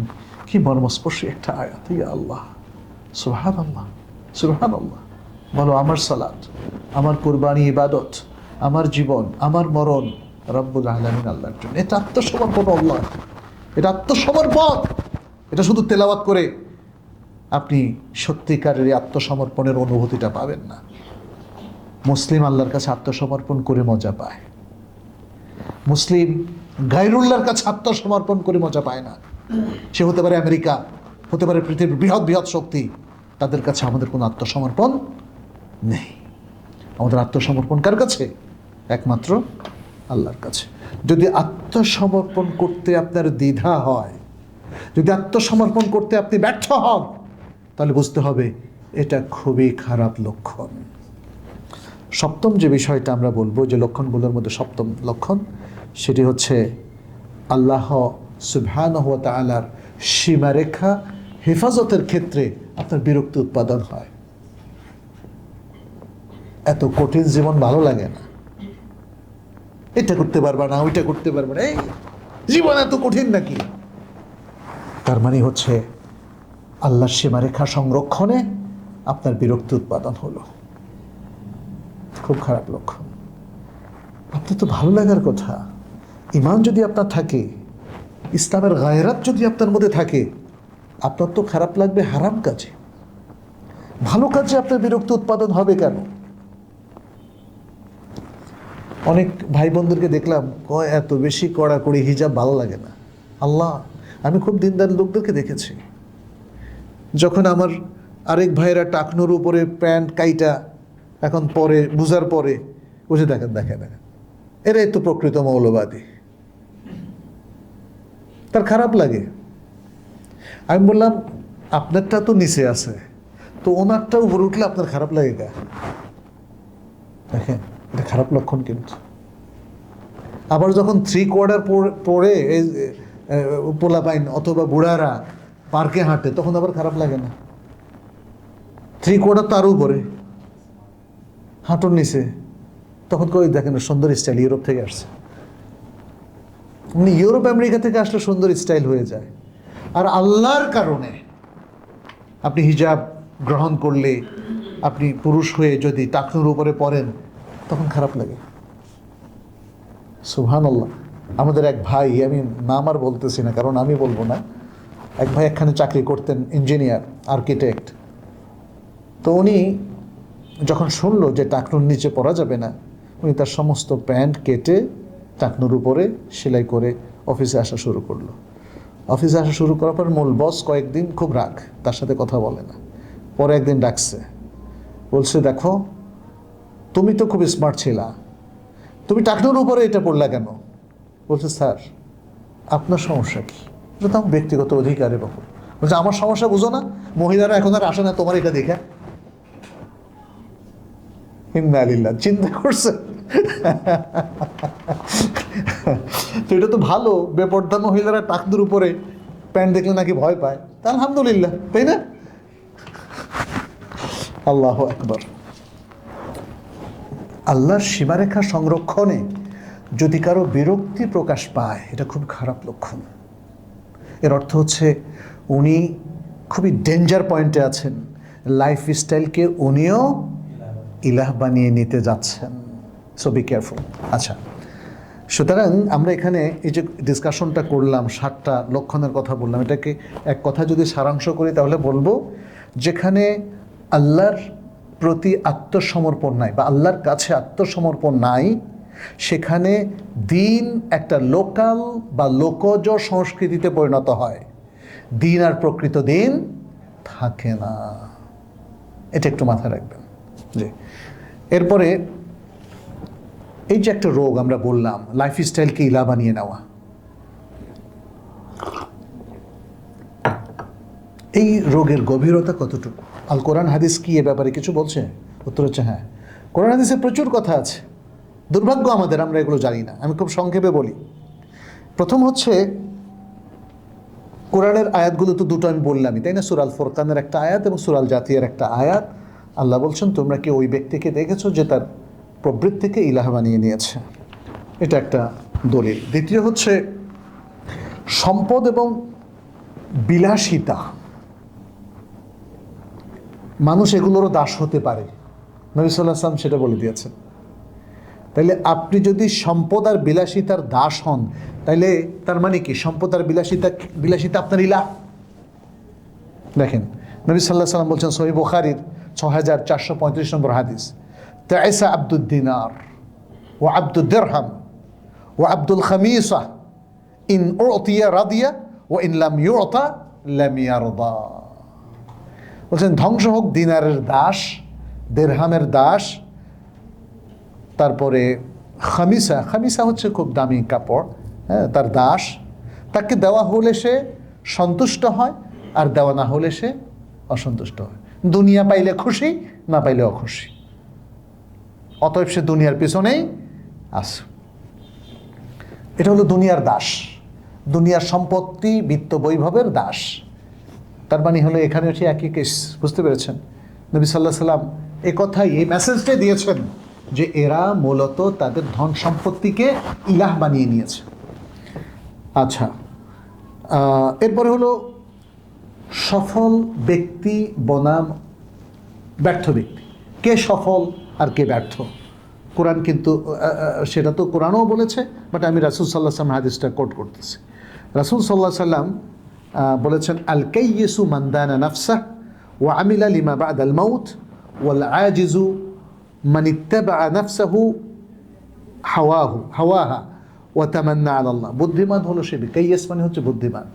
বুদ্ধিমান হলো সেই ব্যক্তি যে নিজেকে বা নিজের নফসকে নিয়ন্ত্রণ করে, নফসের আনুগত্য করে না, গোলামি করে না। সে নফসকে কি করে? নিয়ন্ত্রণ করে, এবং মৃত্যুর পরের জীবনের জন্য আমল করে। দেখেন কি চমৎকার কথা, সাল্লাল্লাহু আলাইহি ওয়াসাল্লাম। দেখেন, এই জন্য তো আমরা সাল্লাল্লাহু আলাইহি ওয়াসাল্লাম বলি, অটোমেটিক দোয়া তার জন্য চলে আসে, আল্লাহ তার উপর সালাত এবং সালাম বর্ষণ করুন। কি চমৎকার দিক নির্দেশনা দিয়েছেন উম্মাহকে। বুদ্ধিমান সে ব্যক্তি যে নিজের নফসকে নিয়ন্ত্রণ করে এবং পরকালের জন্য আমল করে। আর অক্ষম সেই ব্যক্তি যে তার নফসকে নিয়ন্ত্রণ করতে পারে না, বরং তার নফস তার প্রবৃত্তির অনুসরণ করে, তার নফস তার প্রবৃত্তির অনুসরণ করে, এবং সে আল্লাহর কাছে শুধু আশা করতে থাকে। আশার পাত্র কিন্তু সে না, যোগ্যতা সে রাখে না, কারণ সে প্রবৃত্তির অনুসরণ করে আর আল্লাহর কাছে আশা করে। তুমি তোমার প্রবৃত্তির কাছে আশা করো, তুমি তোমার প্রবৃত্তির পূজা করো, তার অনুসরণ করছো, তুমি আল্লাহর কাছে কেন আশা করো? এই ব্যক্তি হলো অক্ষম, এই ব্যক্তি হলো অক্ষম। তৃতীয় হচ্ছে, দুনিয়ার প্রতি বিচ্ছিন্ন থাকতে বলা হয়েছে আমাদেরকে, অর্থাৎ দুনিয়ার প্রতি অনাগ্রহী হতে বলা হয়েছে। আসলে বিচ্ছিন্ন বলতে একদম ডিটাচ না, আমরা যেন দুনিয়ার প্রতি অতিমাত্রা আগ্রহী না হই। দুনিয়ার কাজ কিন্তু আমাদেরকে করতে হবে, দুনিয়া থেকে সত্যিকার অর্থে বিচ্ছিন্ন হতে আমাদেরকে কোনো নির্দেশনা দেওয়া হয় নাই, বরং দুনিয়ার কল্যাণ পেতে আমাদেরকে দোয়া শেখানো হয়েছে, রব্বানা আতিনা ফিদ দুনিয়া হাসানা ওয়া ফিল আখিরাতি হাসানা ওয়া কিনা আযাবান নার। এছাড়াও আল কোরআনের অন্যত্র বলেছে, দুনিয়া থেকেও নাও, আখিরাত থেকেও। দুনিয়া আখিরাত দুটোর মধ্যে ব্যালেন্স করে তোমরা চলো, এটা হচ্ছে কোরআন হাদিসের মূল নির্দেশনা। তো তাহলে দুনিয়ার প্রতি অতিরিক্ত লোভ লালসা থেকে আমাদেরকে মুক্ত থাকতে বলা হয়েছে। কেন? যাতে দুনিয়ার দাস না হয়ে যায়, যাতে দুনিয়ার বিত্ত বৈভবের পেছনে আমি জীবনটাকে একদম আবদ্ধ করে না ফেলি। নবী সাল্লাল্লাহু আলাইহি ওয়াসাল্লাম বলছেন, উজহুদ ফিদ দুনিয়া ইউহিব্বুকাল্লাহ। তুমি দুনিয়ার প্রতি অনাসক্তি অবলম্বন করো, তাহলে আল্লাহ তোমাকে ভালোবাসবে। আপনি দুনিয়ার প্রতি ভালোবাসা পোষণ করলে দুনিয়া আপনাকে পাগল বানিয়ে ফেলবে, দুনিয়ার গোলাম এবং পাগল বানিয়ে ফেলবে। এই জন্যই দেখেন, দুনিয়া দিয়ে দুনিয়াতে আমাদের কাজ দিয়েছে। কিন্তু বলেছে দুনিয়ার প্রতি আসক্ত হইও না, দুনিয়ার প্রতি আসক্ত হইও না। তো বলেছেন যে দুনিয়ার প্রতি অনাসক্তি অবলম্বন করো, তাহলে আল্লাহ তোমাকে ভালোবাসবে। ওয়াজহুদ ফিমা ইনদান নাসি ইউহিব্বুকাল্লাহ, আর মানুষের হাতে হাতে যা আছে তার প্রতি অনাসক্তি অবলম্বন করো, তাহলে মানুষ তোমাকে ভালোবাসবে, তাই না? একজনের হাতে 1 লক্ষ টাকা দামের একটা ঘড়ি দেখে যদি আমি তাকে ঘৃণা করা শুরু করি, ঈর্ষা করা শুরু করি, তাহলে তো সমস্যা, সমস্যা না? সমস্যা। একজনের বাসায় কত সুন্দর সুন্দর জিনিস, বাসায় এসে রাগারাগি করলো যে আমার বাসায় নাই কেন? হ্যাঁ,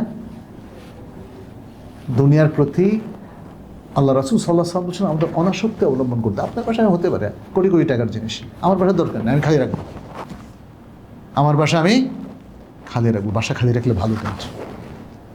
এটা একজন স্কলার বলেছিলেন, বাসায় বেশি জিনিস রাখলে ঘিঞ্জি হয়ে যায়, মনটা ছোট হয়ে যায়, সংকীর্ণ। সংকীর্ণ হওয়ার প্রমাণ কি? আলমারি খোলার সময় 2টো জিনিস যদি পড়ে ভেঙে যায়, দেখবেন যে আপনার হৃদয়টা ভেঙে গেছে, মনে যেন হাড়টা ভেঙে গেছে। আরে আমার এই সুন্দর জিনিসটা আল্লাহ রে ভেঙে গেল রে, পড়ে গেল রে। অথবা যদি কোনো মেহমান এসে ফালায়, তাহলে তো মেহমানের সাথে আড়ি। বাসা রাখতে হবে খোলামেলা, সবাই যাতে আলো বাতাস পায়, দুনিয়ার কোনো জিনিস নাই, কিছু পড়ারও কোনো আশঙ্কা নাই, মনটা বড়, বাসাও বড়, মনটাও বড়। ছেলে মেয়েও দেখবেন উদারভাবে বাসায় খেলাধুলা করতে পারবে। অনেক সুন্দর সুন্দর যুক্তি আছে। আচ্ছা, এটা ইবনে মাজার হাদিস। লাইফ স্টাইলকে ইলাহ করার বাস্তব রূপটা কি একটু সংক্ষেপ করি, আসলে অনেক বড় আলোচনা। বাস্তবে যদি আমরা এর উদাহরণ খুঁজি যে লাইফ স্টাইল কি আসলে বাস্তবেই ইলাহ হিসাবে কারোর জীবনে দেখা দিয়েছে, হ্যাঁ, তাহলে আমরা যদি দেখি, প্রথম হচ্ছে যেমন ধরেন হায়া। হায়া মানে কি? লজ্জাশীলতা, তাই না? এই লজ্জাশীলতা এটা আমাদের সবার ভূষণ, এটা শুধু নারীর ভূষণ না। সূরা আন-নূরের মধ্যে আপনি দেখবেন 30-31 দুটোতেই নারী এবং পুরুষ উভয়কেই পর্দার কথা বলা হয়েছে। প্রথম নির্দেশ এসেছে পুরুষ না নারীর উপরে? পুরুষের উপরে। অতএব বলছে আল হায়া ও শুবাতুম মিনাল ঈমান। এর কি নারীদের জন্য না নারী পুরুষ উভয়ের জন্য? উভয়ের জন্য, তাই না? তবে নারীদের ক্ষেত্রে ইসলাম বেশি গুরুত্ব দিয়েছে, কারণ নারীকে আল্লাহ সুবহানাহু ওয়া তাআলা সুন্দর করে তৈরি করেছেন। ফলে তাদের এই সৌন্দর্য যেন নির্দিষ্ট কিছু সংখ্যক মাহরাম অথবা স্বামী ছাড়া আর কারোর জন্য প্রকাশ না পায়। কারণ যারা তার স্বামী নয় কিংবা মাহরাম নয়, এরা কিন্তু তার প্রতি কুদৃষ্টি দিবে, এরা সুযোগ পেলে তাকে নষ্ট করবে, তার ইজ্জতের উপর হামলা করবে, তাই না?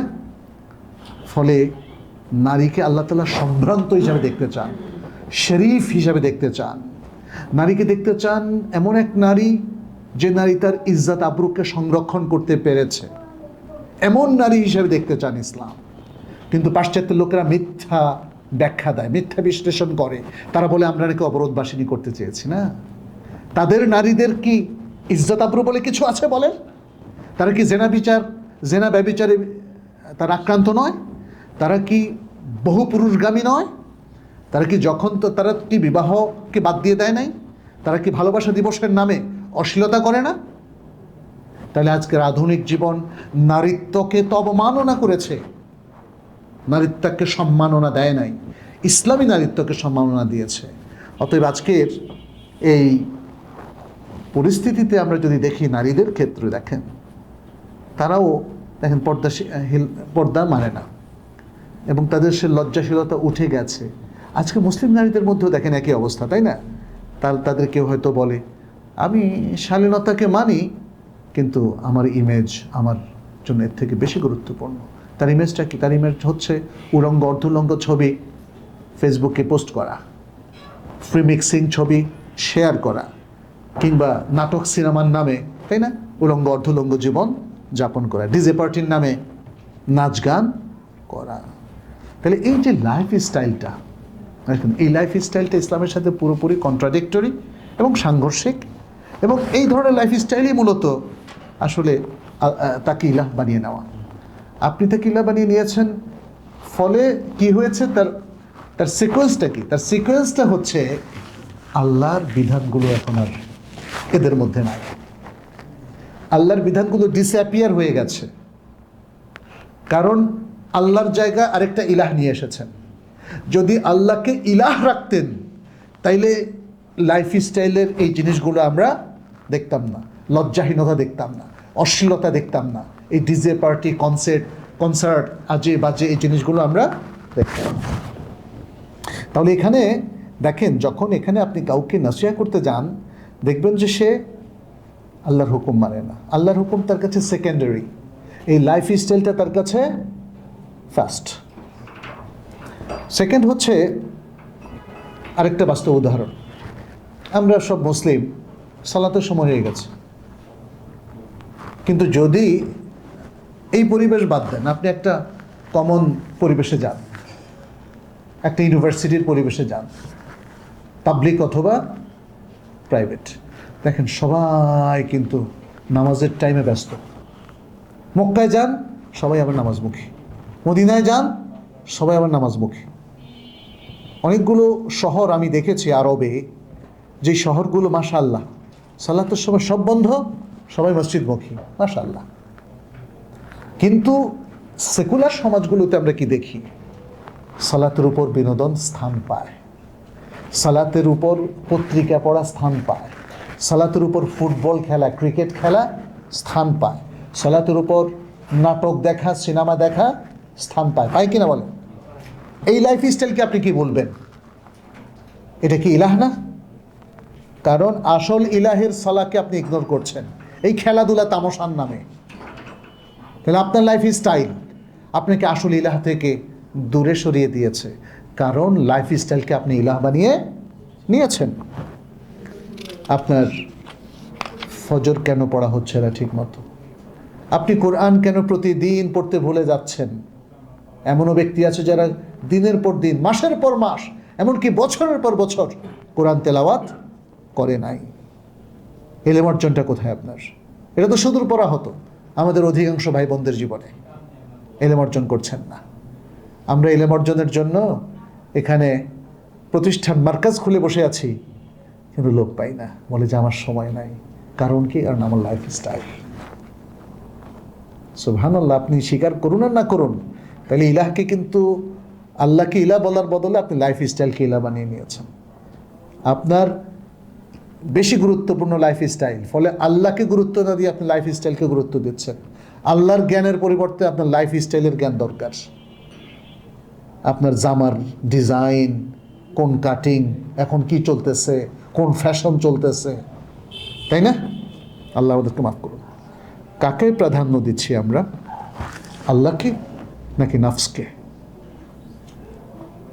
আমাদের জীবনের যিনি স্রষ্টা তাকে নাকি জীবনের লাইফ স্টাইলকে? প্রশ্ন না? যদি আপনি খেয়াল করে দেখুন, এখানে বায়াস হয়ে লাভ নেই, সত্যিকার অর্থে দেখুন, যদি আপনি লাইফ স্টাইলকে বেশি প্রাধান্য দেন, তাহলে লাইফ স্টাইলকে কিন্তু আপনি ইলাহ বানিয়ে নিয়েছেন।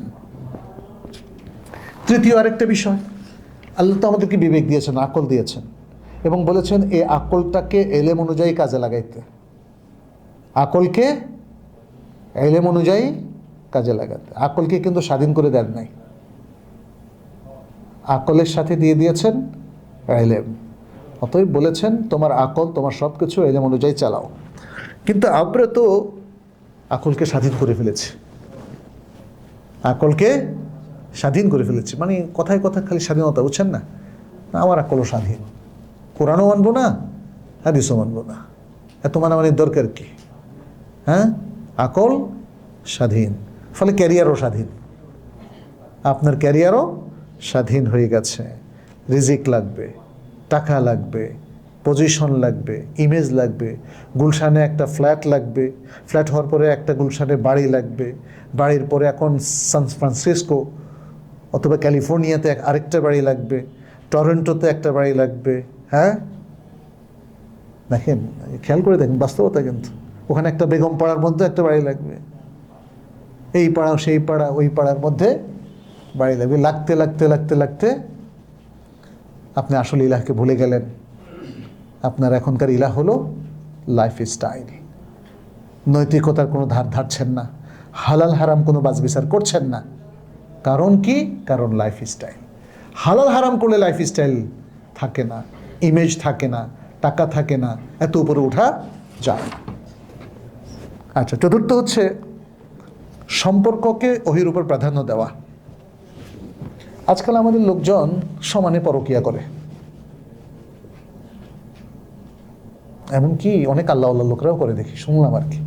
কাউন্সিলিং করি তো, সুবহানাল্লাহ, আল্লাহ আল্লাহ ক্ষমা করুক, মানে অভিযোগ আসে কিভাবে পরকিয়া করে। কেউ কেউ ফেসবুকের মাধ্যমে নারীদের সাথে অনেক পুরুষ সম্পর্ক রাখে, আবার অনেক নারী পুরুষের সাথে সম্পর্ক, এটা একটা রূপ। আর আরেকটা রূপ হচ্ছে আমাদের পোলাপান যারা এখন ইউনিভার্সিটিতে পড়ে, ফ্রিমিক্সিং ইউনিভার্সিটিতে পড়ে এবং সেখানে গিয়ে মোটামুটি ঠিক করে ফেলে। সেদিন একটা ছোট্ট আর্টিকেল পড়তেছিলাম এক জায়গায়, এক মেয়ে লিখতেছে, বলছে আমি যাই হোক, এখন মানে কিছু কথা বলতে ফেললে মুশকিল, ওই মুশকিল থেকে বাঁচার জন্য আমি আর বলছি না। বললো যে একজন বিশিষ্ট ব্যক্তি, হ্যাঁ, সে যখন ইউনিভার্সিটিতে পড়তো, এরকম প্রেম প্রীতি করতো, তখন থেকে আমার স্বপ্ন কিভাবে আরেকজন একটা আমার স্বপ্নের পুরুষের সাথে এরকম কিছু প্রেম করব, তারপরে বিয়ে করব ইত্যাদি চিন্তা করেন। ইন্না লিল্লাহি ওয়া ইন্না ইলাইহি রাজিউন। যাই হোক, এই যে একটা জীবন, দেখেন ওদের মাথায় মোটেই আসে না যে এই লাইফ স্টাইলটা সরাসরি আল্লাহ সুবহানাহু ওয়া তাআলার নিয়মের সাথে কন্ট্রাডিক্টরি, এবং এই ধরনের লাইফ স্টাইল মেনটেন করতে গিয়ে আপনি প্রবৃত্তির অনুসরণ করছেন, তার মানে প্রবৃত্তিকে ইলাহ বানিয়ে নিচ্ছে।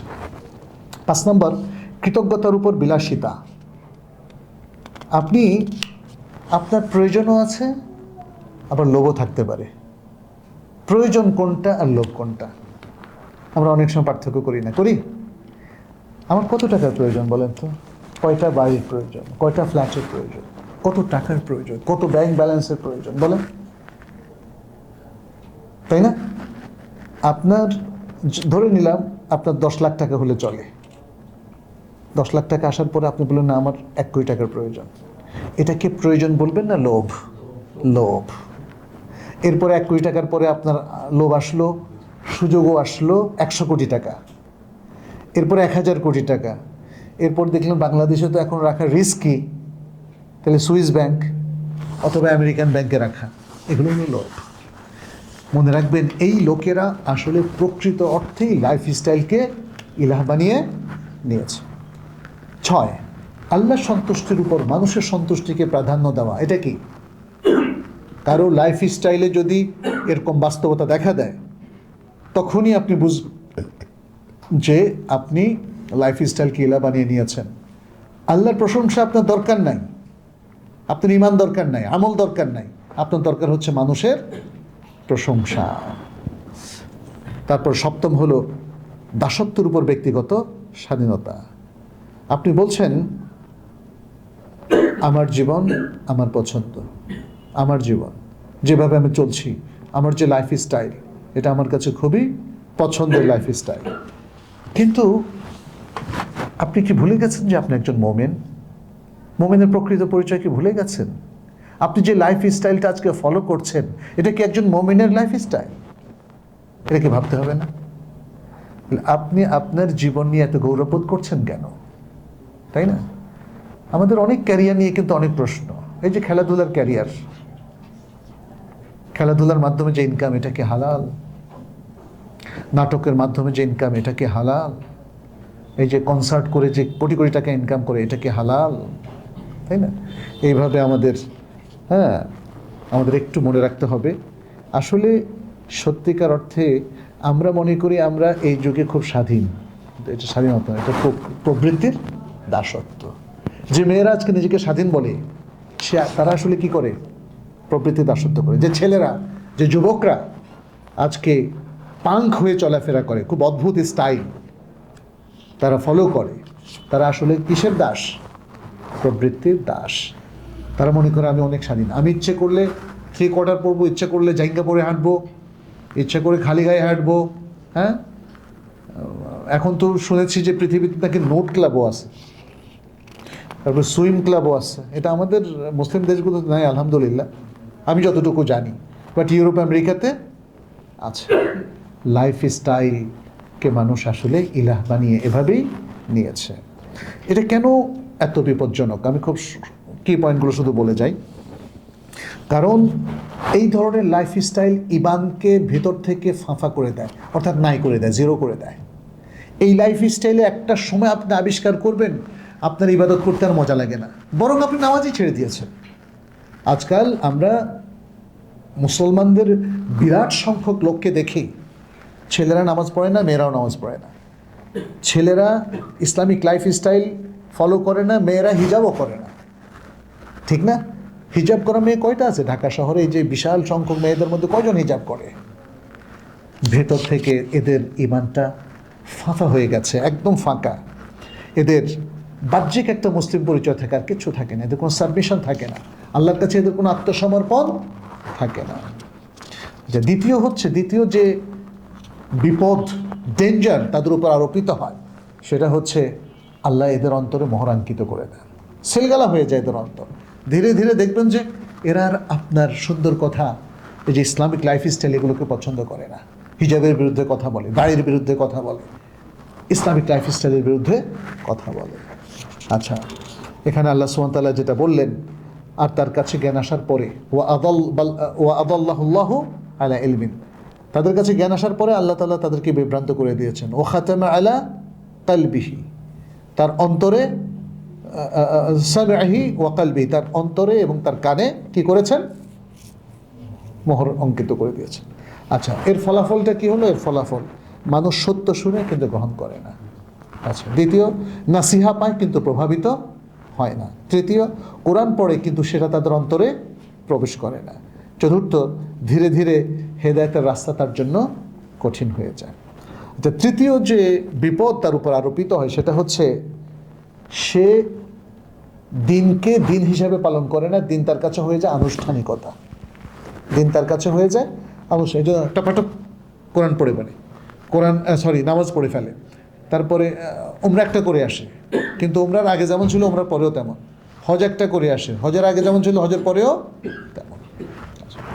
চতুর্থ হচ্ছে তার তওবা দুর্বল হয়ে যায়, তওবাই থাকে না, তওবা করতে তার ভালো লাগে না। কারণ তওবা করে নিজের কাছেই নিজের খারাপ লাগে যে আমি তো আসলে ছাড়তে পারবো না, আমি এই হারাম কাজগুলো ছাড়তে পারবো না, তাই তওবা করে কী লাভ, তাই না? তওবাটা তখন তার দুর্বল হয়ে যায়, এটা ছাড়া তার চলবে না। পঞ্চম, তার নেফাকি বা মুনাফিকির ঝুঁকি বেড়ে যায়, তার কথা কাজে আর মিল থাকে না। আচ্ছা, এখন আমাদের প্রতি প্রশ্ন, আমরা আসলে এই লাইফ স্টাইলটাকে যদি ইলা বানিয়ে নেই, তাহলে আমরা কি মুশরিক হয়ে যাচ্ছে? আমরা কি মুশরিক হয়ে যাব কি না, তাই না? শিরকে আকবরের মধ্যে লিপ্ত হয়ে যাব কি না, এই একটা প্রশ্ন। আচ্ছা, এখানে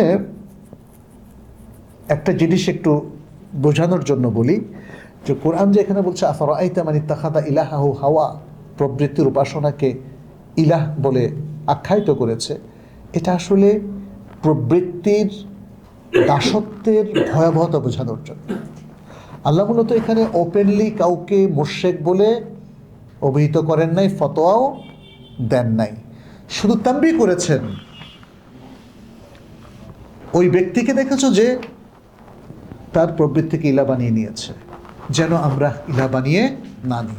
অতএব আমরা এখানে ফতোয়াবাজি করব না যে হ্যাঁ আপনি প্রবৃত্তিকে মেনে লাইফ স্টাইলকে প্রবৃত্তি বানিয়ে আপনি মুশরিক হয়ে গেছেন, এটা আমাদের প্রয়োজন নাই।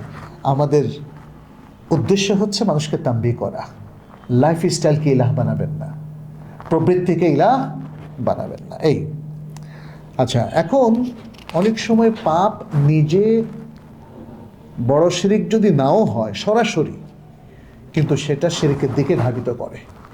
অতএব সময় থাকতে যদি লাইফ স্টাইলটাকে আমরা ইসলামের আওতায় না নিয়ে আসি, তওবা করে ভালো মানুষ না হয়ে যায়, হারামকে তরক না করি, তাহলে কিন্তু সেদিন আর বেশি দূরে নয়, সেদিন এই লাইফ স্টাইলের কিছু লোকেরা দেখবেন যে হয়তো নাস্তিক হয়ে যাবে, অথবা মুশরিক হয়ে যাবে, অথবা কাফের হয়ে যাবে, ইসলামের চৌহদ্দির মধ্যে আর থাকবে না। ফলে এই জন্যই আল্লাহ যেমন সতর্ক করছেন, আমরাও সতর্ক করছি। আর আরেকটা বিষয়, সেটা হচ্ছে সরাসরি মূর্তি পূজা না করেও মানুষ বড় শিরকে লিপ্ত হতে পারে। এই শিরকগুলো হতে পারে তার ধ্যান ধারণায় শিরক, আকীদায় শিরক, আবার হতে পারে তার আমলের ক্ষেত্রেও শিরক। আচ্ছা, এখন আমাদের আত্মপরীক্ষার জন্য আমরা 10টা প্রশ্ন আপনাদের উদ্দেশ্যে করতে চাই, আপনাদের মানে আপনাদের সবারই। সেটা হচ্ছে, 1, আল্লাহর কোন বিধানকে আমরা সত্য মনে করি এবং বাস্তবে প্রয়োগ করতে চাই না? একটু নিজেকে নিজে প্রশ্নগুলো হ্যাঁ মনে রাখবেন। আচ্ছা, দ্বিতীয় হচ্ছে, কোন হারাম কাজকে আমি বারবার নিজের কাছে জায়েজ প্রমাণ করার চেষ্টা করি? সুদ, মিথ্যা বলা, প্রতারণা, ভেজাল, কোনটাকে? এর প্রত্যেকে নিজেকে একটু প্রশ্ন করতে হবে। তৃতীয়, কোন আরাম বা অভ্যাস ছাড়তে বলা হলে সাথে সাথে আমি ডিফেন্সিভ হয়ে যাই, প্রতিরোধী হয়ে যাই, না এটা ছাড়তে পারবো না, এটা একটু ভেবে দেখতে হবে। কোন অভ্যাস নিয়ে আমি বছরের পর বছর ধরে বলছি ঠিক হয়ে যাবে ইনশাআল্লাহ, ঠিক হয়ে যাবে ইনশাআল্লাহ, আসলে ঠিক হচ্ছে না। তারপরে 5, মানুষের মতামতের ভয় কি আমার কাছে আল্লাহর ভয়কে ছাড়িয়ে গিয়েছে? যে আল্লাহকে তো মানে যাই বলি না কেন কেউ তো দেখে না, মানুষ তো দেখে, এখন মানুষকে বেশি ভয় করে। হ্যাঁ, এখন আমার ক্ষেত্রে মনে রাখতে হবে যে মানুষের মতামতকে আমি কি আল্লাহর মতামতের চাইতেও বেশি ভয় পাচ্ছি? আল্লাহর মতামতের ভয়কে ছাড়িয়ে যাচ্ছে নাকি এটা একটু দেখতে হবে। 6, আমার খরচ প্রয়োজন ভিত্তিক নাকি আমার ইমেজ বৃদ্ধির জন্য আমি ইসরাফ করছি, অপচয় করছি, প্রচুর খরচ করছি? 7, আমার স্ক্রিন ব্যবহারের অভ্যাস কি আমার অন্তরকে দখল করে নিচ্ছে? কারণ স্ক্রিনে একটা সময় দেখবেন অ্যাডিকশন চলে আসে, আসক্ত হয়ে যায়, আর ছাড়তে পারতেছেন না। নামাজ ছাড়তে পারতেছেন কিন্তু স্ক্রিন ছাড়তে পারতেছেন না, রোজা ছাড়তে পারতেছেন, স্ক্রিন ছাড়তে পারতেছেন না। এভাবে এই যে এটা একটা উদাহরণ। আপনি নামাজ, রোজা, হজ, যাকাত এগুলো ছাড়তে পারতেছেন, ঘুষ ছাড়তে পারতেছেন না, ঘুষ খেতে একটু মজা লাগে, খুব স্বাদ। মদ পান ছাড়তে পারতেছেন না, ভেজাল মেশানো ছাড়তে পারতেছেন না, দুর্নীতি ছাড়তে পারতেছেন না, তাই না? জিনিসগুলো আমি কি দিনকে আমার সময়সূচির মধ্যে কোনো স্পেস দেই, জায়গা দেই, নাকি সময়সূচিকে দিনের অধীন করি? দিনের জন্য আমার বরাদ্দ অল্প। আমি দেখলাম আমেরিকাতে অনেক ভাই আছেন, দিনের জন্য তার বরাদ্দ 1 ওয়াক্ত, বলেন যে আমি 1 ওয়াক্ত নামাজ পড়ি। কেউ আবার বলেন যে 5 ওয়াক্তকে একসাথে উনি পড়েন, 1 ওয়াক্তর মতোই। আবার আমাদের এক ভাই, উনি মূলত পাকিস্তানের ছেলেন, উনি আমাকে বললেন, ভাই দেখেন আমেরিকার লাইফস্টাইল ইজ মানে ভেরি ডিফারেন্ট এবং অনেক ডিফিকাল্ট, সো আমার জন্য আমি বরাদ্দ রেখেছি নামাজের জন্য 3 ওয়াক্ত। তাই বললাম আপনাকে হিজরত করতে হবে, তাহলে আপনি যদি 3 ওয়াক্ত বরাদ্দ করেন, এটা কে পারমিশন দিয়েছে আপনাকে? আল্লাহ পারমিশন দিয়েছেন। আপনি বুঝতে পারছেন? ইয়া সালাম, মানে নানা ধরনের নানা ক্যাটাগরির মানুষ, সে দিনের জন্য সময় রাখে না, সময়ের মধ্যে যতটুকু পারে ততটুকু দিনের জন্য রাখে। ভয়ঙ্কর এটা। আপনি কি করছেন এটা একটু চিন্তা করবেন। 9, আল্লাহ সন্তুষ্টি আর আপনার ব্যক্তিগত লাইফস্টাইলের মধ্যে সংঘর্ষ হলে কাকে হেফাজত করেন? আল্লাহর হুকুম নাকি নিজের লাইফস্টাইল? যদি লাইফস্টাইলকে আপনি হেফাজত করেন, প্রাধান্য দেন, তাহলে বুঝতে হবে এটা আপনার ইলাহ। 10, আপনি কি ইসলামকে অনুসরণ করেন নাকি ইসলামকে নিজের মতো করে সাজিয়ে নেন, নাকি ইসলাম আপনাকে অনুসরণ করে? বুঝতে পারছেন না? লাইফ স্টাইলটাকে ইসলামের মতো করে সাজিয়ে নিতে পেরেছেন, নাকি ইসলামটাকে আপনার লাইফ স্টাইলের সাথে ম্যাচ করে নিয়েছেন? এটা হলো 10ম প্রশ্ন আর কি। এই প্রশ্নগুলোর উত্তরই বলে দেবে সমস্যা কি আপনার শুধুই মাত্র কিছু পাপ, নাকি শিরক, নাকি ভয়াবহ ধরনের কোনো কিছু। এই প্রশ্নগুলোর উত্তর নিজেকে করবেন, উত্তর পেলেই আপনি বুঝতে পারবেন যে আপনি কোন পজিশনে আছেন। আচ্ছা, এরপর আরেকটা কথা বলে আমি শেষ করে দেব। লাইফস্টাইলকে ইলাহ বা উপাস্য বানানো থেকে মুক্ত হওয়ার জন্য আমাদের কি করণীয়? এক্ষেত্রে 8টা ধাপ, মোট 8টা ধাপ আমরা আপনাদের জন্য রেকমেন্ড করছি। 1, তৌহিদি আকিদাকে পুনর্গঠন করুন। তৌহিদের যে নলেজটা আছে এটা পরিপূর্ণ মাত্রায় আপনি অর্জন করুন। তাওহীদ শুধু আকিদার একটা অধ্যায় না, এটাকে একটা থিওরি হিসাবে ভাববেন না। এটা আমাদের জীবনের সব কিছু, জীবনের প্রত্যেকটা স্তরে আল্লাহর উলুহিয়ত, রুবুবিয়ত, তাওহীদুল আসমা ও সিফাতকে প্রতিষ্ঠিত করার একটা কম্প্রিহেন্সিভ মেথোডোলজি হচ্ছে তাওহীদ। তাওহীদ আমাদের জীবনের সব কিছু, আমাদের শুধু চিন্তা চেতনা জগতের জিনিস না, আমাদের A to Z জীবনের মূল বা মৌল ভিত্তি হচ্ছে তাওহীদ। অতএব তাওহীদকে পুনর্গঠন করুন। আপনার তাওহীদি কনসেপ্টে নিশ্চয়ই কোনো না কোনো ত্রুটি আছে। 2, আনুগত্য এবং আল্লাহর কাছে আত্মসমর্পণকে নতুন করে এক্সপ্লোর করুন, আবিষ্কার করুন, বুঝুন, এই জন্য পড়াশোনা করুন। নিশ্চয়ই আপনার আল্লাহর আনুগত্য এবং আত্মসমর্পণ করার ক্ষেত্রে আপনার ত্রুটি আছে, ওই ত্রুটি থেকে নিজেকে বের করে নিয়ে আসুন। এর জন্য পড়াশোনা লাগবে, জ্ঞান লাগবে। 3 হচ্ছে আল মুহাসাবা শাখসিয়া, পার্সোনাল আত্মসমালোচনা। আপনার নিজেকে নিয়ে একটু ভাবুন, নিজেকে একটু মূল্যায়ন করুন। কোন জায়গায় আছেন, কোন পজিশনে আছেন, ইসলামের কোনো বিপজ্জনক জায়গায় কি আপনি আছেন, নাকি একজন অ্যাজ এ মুসলিম আপনি পরিপূর্ণ ইসলামের মধ্যে আছেন? সে মুহাসাবাটা করুন। আপনার দৈনন্দিন কাজের লিস্টে আপনি কি পরিমাণ ভায়োলেট করছেন, আপনার লাইফ স্টাইলের মধ্যে কি পরিমাণ শরিয়া লঙ্ঘন আছে, এগুলোকে খুঁজে বের করতে হবে। খুঁজে বের করে এগুলোকে কারেক্ট করতে হবে, অন্যথায় আপনি কঠিন একটা অবস্থার মধ্যে আছেন। 4, একটা একটা করে মূর্তি ভাঙুন। বলেন, আপনি হয়তো বলবেন আমার কাছে তো মূর্তিই নাই। ভাই, আছে আপনার কাছে মূর্তি, আপনার কাছে না, আপনাদের সবার কাছে আছে, এবং আমাদেরকে যারা শুনছেন তাদের কাছেও অনেক মূর্তি আছে। প্রথম মূর্তিটা হলো টাকার মূর্তি। টাকার মূর্তি, এই টাকাকে অনেকে মূর্তির মতো পূজা করে। দ্বিতীয় মূর্তিটা হলো ইমেজ, বুঝতে পেরেছেন, নিজের ইমেজ। তৃতীয় মূর্তিটা হলো তার প্রবৃত্তি, তার ডিজায়ার, প্রবৃত্তি। চতুর্থ মূর্তিটা এখন এটা ইদানিংকালের স্ক্রিন।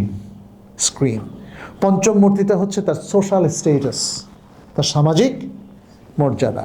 এবং ষষ্ঠ মূর্তিটা হচ্ছে জীবনের আরাম আয়েশ।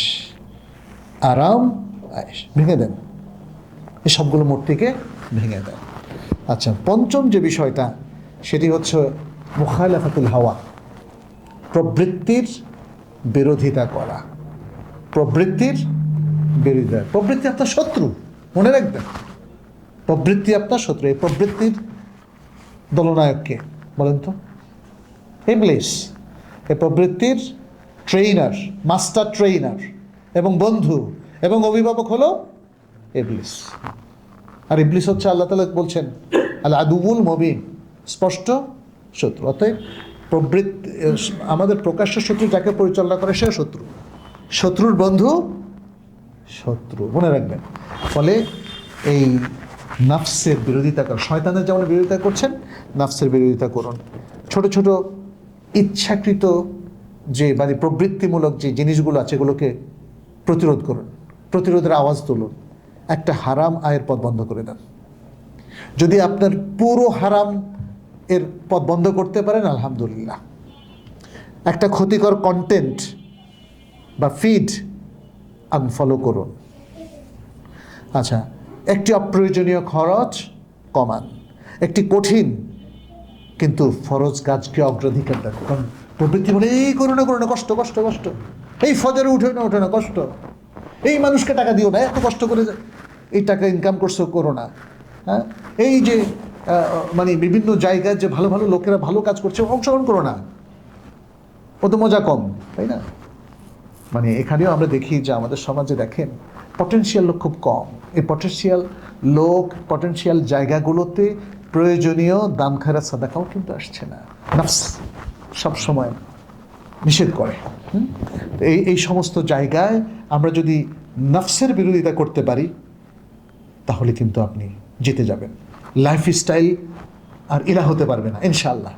আর এমনি দেখেন, এটা আরবি একটা প্রবাদ, বাট এটা সত্য, কোরআন হাদিস সমর্থিত একটা বক্তব্য। সেটা আসাদুল জেহাদে জিহাদুল হাওয়া, মানে আত্মাকে নিয়ন্ত্রণ করা বা প্রবৃত্তিকে নিয়ন্ত্রণ করা সবচেয়ে কঠিন জেহাদ, কঠিন সংগ্রাম।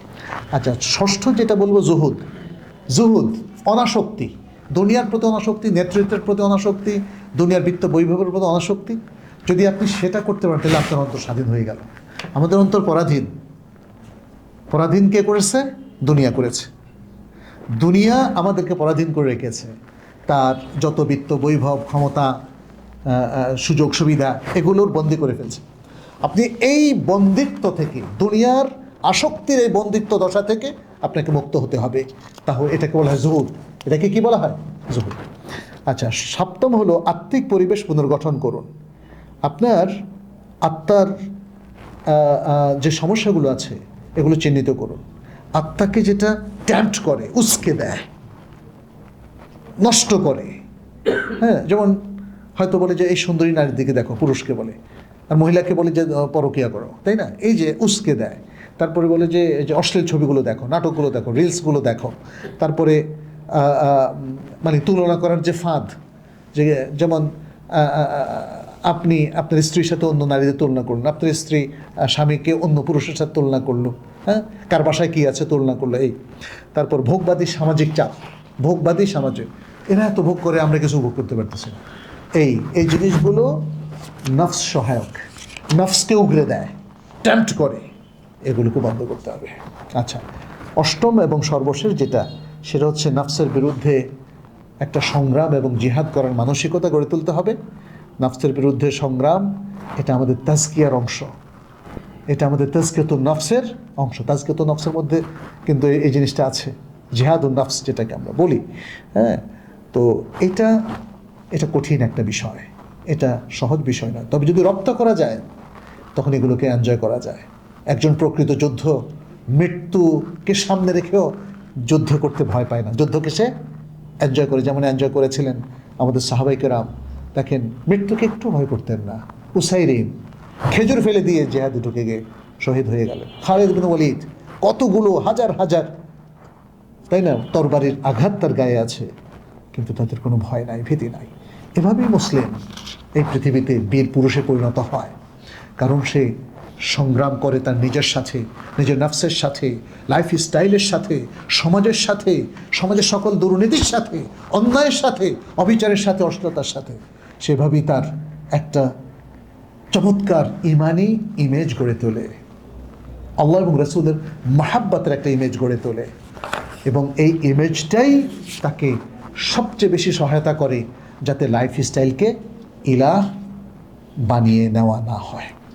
অতএব আপনাদের প্রতি আমাদের আহ্বান একটাই, যে আসুন, আমার মনে হয় আমি যে জিনিসটা বোঝাতে চেয়েছি সেটা আপনারা বুঝতে পেরেছেন। অতএব আসুন আমরা লাইফ স্টাইলটাকে জীবনের অংশ হিসাবে গণ্য করি, ইলাহ হিসাবে না।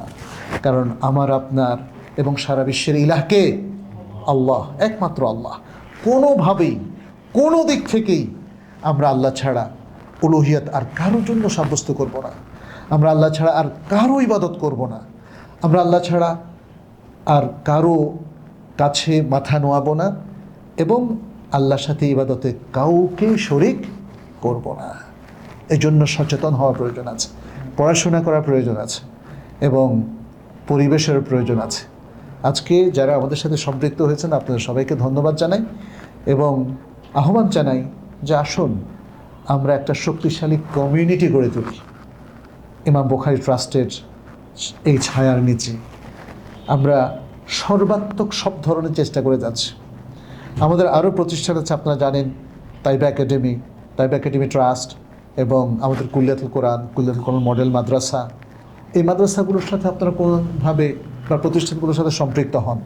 আমরা এই রমাদানে আলহামদুলিল্লাহ সারা বাংলাদেশকে কানেক্ট করতে পেরেছিলাম। কিভাবে জানেন? ইফতার প্রোগ্রামের মাধ্যমে। আমাদের যে অ্যালামনাই আছে, আমাদের যে ভাই বোনেরা আছে, আমাদের যে বিভিন্ন জায়গায় আমাদের শুভাকাঙ্ক্ষীরা ছড়িয়ে ছিটিয়ে আছেন, তাদের মাধ্যমে আমরা জনসাধারণের কাছে পৌঁছানোর চেষ্টা করেছি। আমরা গত শীতে শীত বস্ত্র বন্টন করেছি, আমরা গত কোরবানিতে অনেকগুলো কোরবানি করেছি দেশের বিভিন্ন প্রান্তে। আমরা বিভিন্ন জায়গায় আমরা টিউবওয়েল সহ বিভিন্ন কাজগুলো করি। বিশ্বাস করেন কাজগুলো আমরা অত প্রচারও করি না, বাট উদ্দেশ্য হচ্ছে একটাই, যে এটাই আমাদের লাইফস্টাইল যেন হয়ে দাঁড়িয়ে যায়, যেন আমরা একটা উম্মাটিক সেন্স, ভালোবাসা, মাহাব্বা, সম্প্রীতি নিয়ে কাজ করতে পারি। কমিউনিটি জোরদার না হলে বিচ্ছিন্নভাবে ইসলামটাকে জোরদার করা যাবে না। আর যে লাইফস্টাইলের বিরুদ্ধে, মানে বিরুদ্ধে বলতে এতটুকু, যে লাইফস্টাইলের ত্রুটিগুলো আমরা যে তুলে ধরলাম, এটাকে এককভাবে দূর করা যাবে না। এই প্রবলেমগুলো, এটাকে দূর করার জন্য আমাদের কমিউনিটি বিল্ড আপ করতে হবে। আমরা বারবার এই জন্য আপনাদেরকে কমিউনিটির কথা বলছি। এই কমিউনিটিগুলো ইন্টালেকচুয়াল কমিউনিটি হতে পারে, এই কমিউনিটিগুলো একাডেমিক কমিউনিটি হতে পারে, এই কমিউনিটিগুলো শিক্ষা প্রতিষ্ঠান ভিত্তিক কমিউনিটি হতে পারে। যেমনটি ডক্টর জাকির নায়েক তার IRF-এর মাধ্যমে করেছেন। প্রায় 150 কোটি পৃথিবীর মানুষকে তিনি ইন্টালেকচুয়ালি কানেক্ট করে ফেলেছেন। তো এই এক্সাম্পলগুলো আমাদের সামনে আছে। আমরা সেভাবেই চাই যে আমাদের অন্তত মুসলিম ভাইয়েরা কানেক্টেড হই। আর আবাসের জন্য আমরা কিছু কাজ করছি, একদম করছি না তা না, কিন্তু এত লোককে তো এক জায়গায় আর আবাসনে আনা যাবে না। কিছু লোক হয়তো থাকবেন, বিশেষ করে আমাদের ইমাম বখারি ট্রাস্টের যে মেইন ক্যাম্পাস, আপনারা অনেকেই গিয়েছেন আলহামদুলিল্লাহ। সেখানে যদি আমরা আমাদের ক্যাম্পাসটাকে পরিপূর্ণভাবে নিয়ন্ত্রণ করতে পারি, তাহলে আমাদের কাজের বহর আরও অনেক বেড়ে যাবে। আপনাদের কাছে দোয়া চাই, আল্লাহ যেন কমিউনিটি বেসড উম্মার উন্নয়নের জন্যে, উম্মার প্রমোশনের জন্যে কাজগুলো করার তৌফিক দান করেন। আল্লাহর কাছে সেই দোয়া চেয়ে এবং আপনাদের সবাইকে ধন্যবাদ জানিয়ে আজকের মতো এখানে শেষ করছি। হাদা সাল্লাল্লাহু সাল্লাম আলা নবিয়িনা মুহাম্মদ ওয়া আলা আলিহি ওয়া আসহাবিহি আজমাইন। আসসালামু আলাইকুম ওয়া রাহমাতুল্লাহি ওয়া বারাকাতুহু। একটা ছোট্ট ঘোষণা আছে, আমাদের একটা স্পেশাল হজ ট্রেনিং হবে। হজ 360 ডিগ্রি না? আচ্ছা, মানে A to Z সব কিছু সেখানে আলোচিত হবে। আপনারা জানেন যে আমরা বেশ কয়েক বছর যাবৎ হজের একটা স্পেশাল ট্রেনিং করিয়ে থাকি। অন্যরা অনেকেই করেন, বাট আমাদেরটা একটু এক্সেপশনাল এবং স্পেশাল। তো এইবার আমরা সরকারি ছুটির দিনে হজের দিনব্যাপী এই সেশনটা করব ইমাম বখারি ট্রাস্টের সৌজন্যে, এবং সহযোগিতায় থাকবে কুলিয়াতুল কোরআন ও দেরাসাতুল ইসলামিয়া। সকাল 9:30 থেকে সন্ধ্যা 6টা পর্যন্ত। 14 এপ্রিল সরকারি ছুটির দিন, আপনারা জানেন। এবং সেটার স্থান হলো বারিধারা DOHS কনভেনশন হল, যেখানে আমাদের অনেকগুলো অনুষ্ঠান হয়েছে। এবছর একটা ইফতার প্রোগ্রামও সেখানে হয়েছিল। আচ্ছা, এখানের আকর্ষণসমূহের মধ্যে আমি খুব সংক্ষেপে বলে দিই। হজের জন্য বিশেষ মাইন্ড ট্রেনিং, যার অভাবে অধিকাংশের ভুল হয়ে যায়, মানে মেন্টাল ট্রেনিং আর কি। হজকে মেন্টালি ঢুকিয়ে দেওয়া মাথায়, হ্যাঁ, এই কাজটা অনেকে করতে পারে না। কোন কোন পয়েন্ট সেটাকে আইডেন্টিফাই করা এবং সেই পয়েন্টগুলো আলোচনায় নিয়ে আসা, ব্রেন স্টর্মিং করা। এই জন্য এটাকে আমরা অনেকটা ওয়ার্কশপ আকারেই করব। আচ্ছা, এরপরে হচ্ছে হজের ইতিহাস, নিয়মকানুনের পাশাপাশি বাস্তব ভিত্তিক বেশ কিছু টিপস। হজ সফর থেকে সর্বোচ্চ কল্যাণ পেতে স্কলারদের অভিজ্ঞতা লব্ধ বেশ কিছু দিক নির্দেশনা ইনশাআল্লাহ। LED মনিটরে স্লাইড ভিত্তিক প্রশিক্ষণ, ইন্টারঅ্যাক্টিভ সেশন এবং জীবন ঘনিষ্ঠ কেস স্টাডি। এটা হলো আমাদের ওয়ার্কশপ সেশনে। ফ্রি হ্যান্ড নোট এবং সুলভ মূল্যে হজ গাইড বই। প্রশিক্ষণ শেষে পুনরায় দেখার জন্য রেকর্ডেড ভিডিও। আমাদের এটা রেকর্ড করা থাকবে, আর্কাইভ করা থাকবে। আপনারা আবার যদি এটা দেখতে চান, ইভেন হজের মধ্যেও দেখতে চান, আমরা সেই লিঙ্ক তৈরি করে দেব আপনাদেরকে, যাতে আপনাদের ফোন থেকেও আপনারা লিঙ্কে এগুলো দেখতে পারেন, শুনতে পারেন। প্রশিক্ষণ শেষ, আচ্ছা, একজন ডাক্তারের কাছ থেকে হজ সফরের গুরুত্বপূর্ণ স্বাস্থ্য বিষয়ক কিছু পরামর্শ। আমরা গত বছর এটা করেছিলাম, গত বছর থেকে স্টার্ট করেছিলাম, যে আমাদের মনে হয়েছে হজকালীন সময় যেহেতু লক্ষ লক্ষ মানুষ সেখানে থাকে, আবার গরম বা নানা ধরনের প্রবলেম থাকে, সাফোকেশন হতে পারে। ফলে এই অবস্থায় কোন কোন রোগের প্রাদুর্ভাব হতে পারে, তার জন্য স্বাস্থ্য টিপস কী হতে পারে, কী কী ওষুধ তিনি সঙ্গে নিয়ে যাবেন, এটা একজন অভিজ্ঞ ডাক্তার, যিনি নিজেও হজ করেছেন এক বা একাধিকবার, তার মুখেই আমরা পেশ করার ব্যবস্থা করছি। অতএব আপনারা যারা হজে যাবেন বা হজ সম্পর্কে জানতে চান, তারা আমাদের এখানে রেজিস্ট্রেশন করতে পারেন। যারা হজে যাবেন না, তাদেরকেও আমরা আহ্বান করছি। এবছর যাবেন না আগামী বছর যাবেন, তাই না? অর্থাৎ এই সেশনে অংশগ্রহণের জন্য এই বছরের হাজি হওয়া শর্ত না। তো আপনাদের সবার কল্যাণ কামনা করে আজকের মতো এখানেই রাখছি। আমরা সালাত পড়ে এখান থেকে আজকে বিদায় হই। আপনাদের যদি কোনো প্রশ্ন থাকে পরবর্তীতে আমাদেরকে জানাবেন। আমরা কিন্তু কোশ্চেন আনসার সেশন করে থাকি, আজকে আর সে সুযোগটা নাই। এগুলো আমাদের নেক্সট কোশ্চেন আনসার সেশনে আমরা উত্তর দেব ইনশাল্লাহ। আরও প্রশ্ন থাকলে আরও করবেন। আমরা এখান থেকেই প্রশ্নোত্তর সেশনটা আমরা আশা করি আজকের মতোই আমরা অনলাইন অফলাইন দুটোই করব। যারা সামনাসামনি প্রশ্ন উত্তরটা জানতে চান থাকবেন, আর যারা অনলাইনে থাকবেন তো থাকতে পারেন ইনশাল্লাহ, আপনাদেরকে জানিয়ে দেওয়া হবে। তো আজকে এতটুকু বলে শেষ করছি। সুবহানাকাল্লাহুম্মা ওয়া বিহামদিক আশহাদু আল্লা ইলাহা ইল্লা আনতা আস্তাগফিরুকা ওয়া আতুবু ইলাইক। আসসালামু আলাইকুম।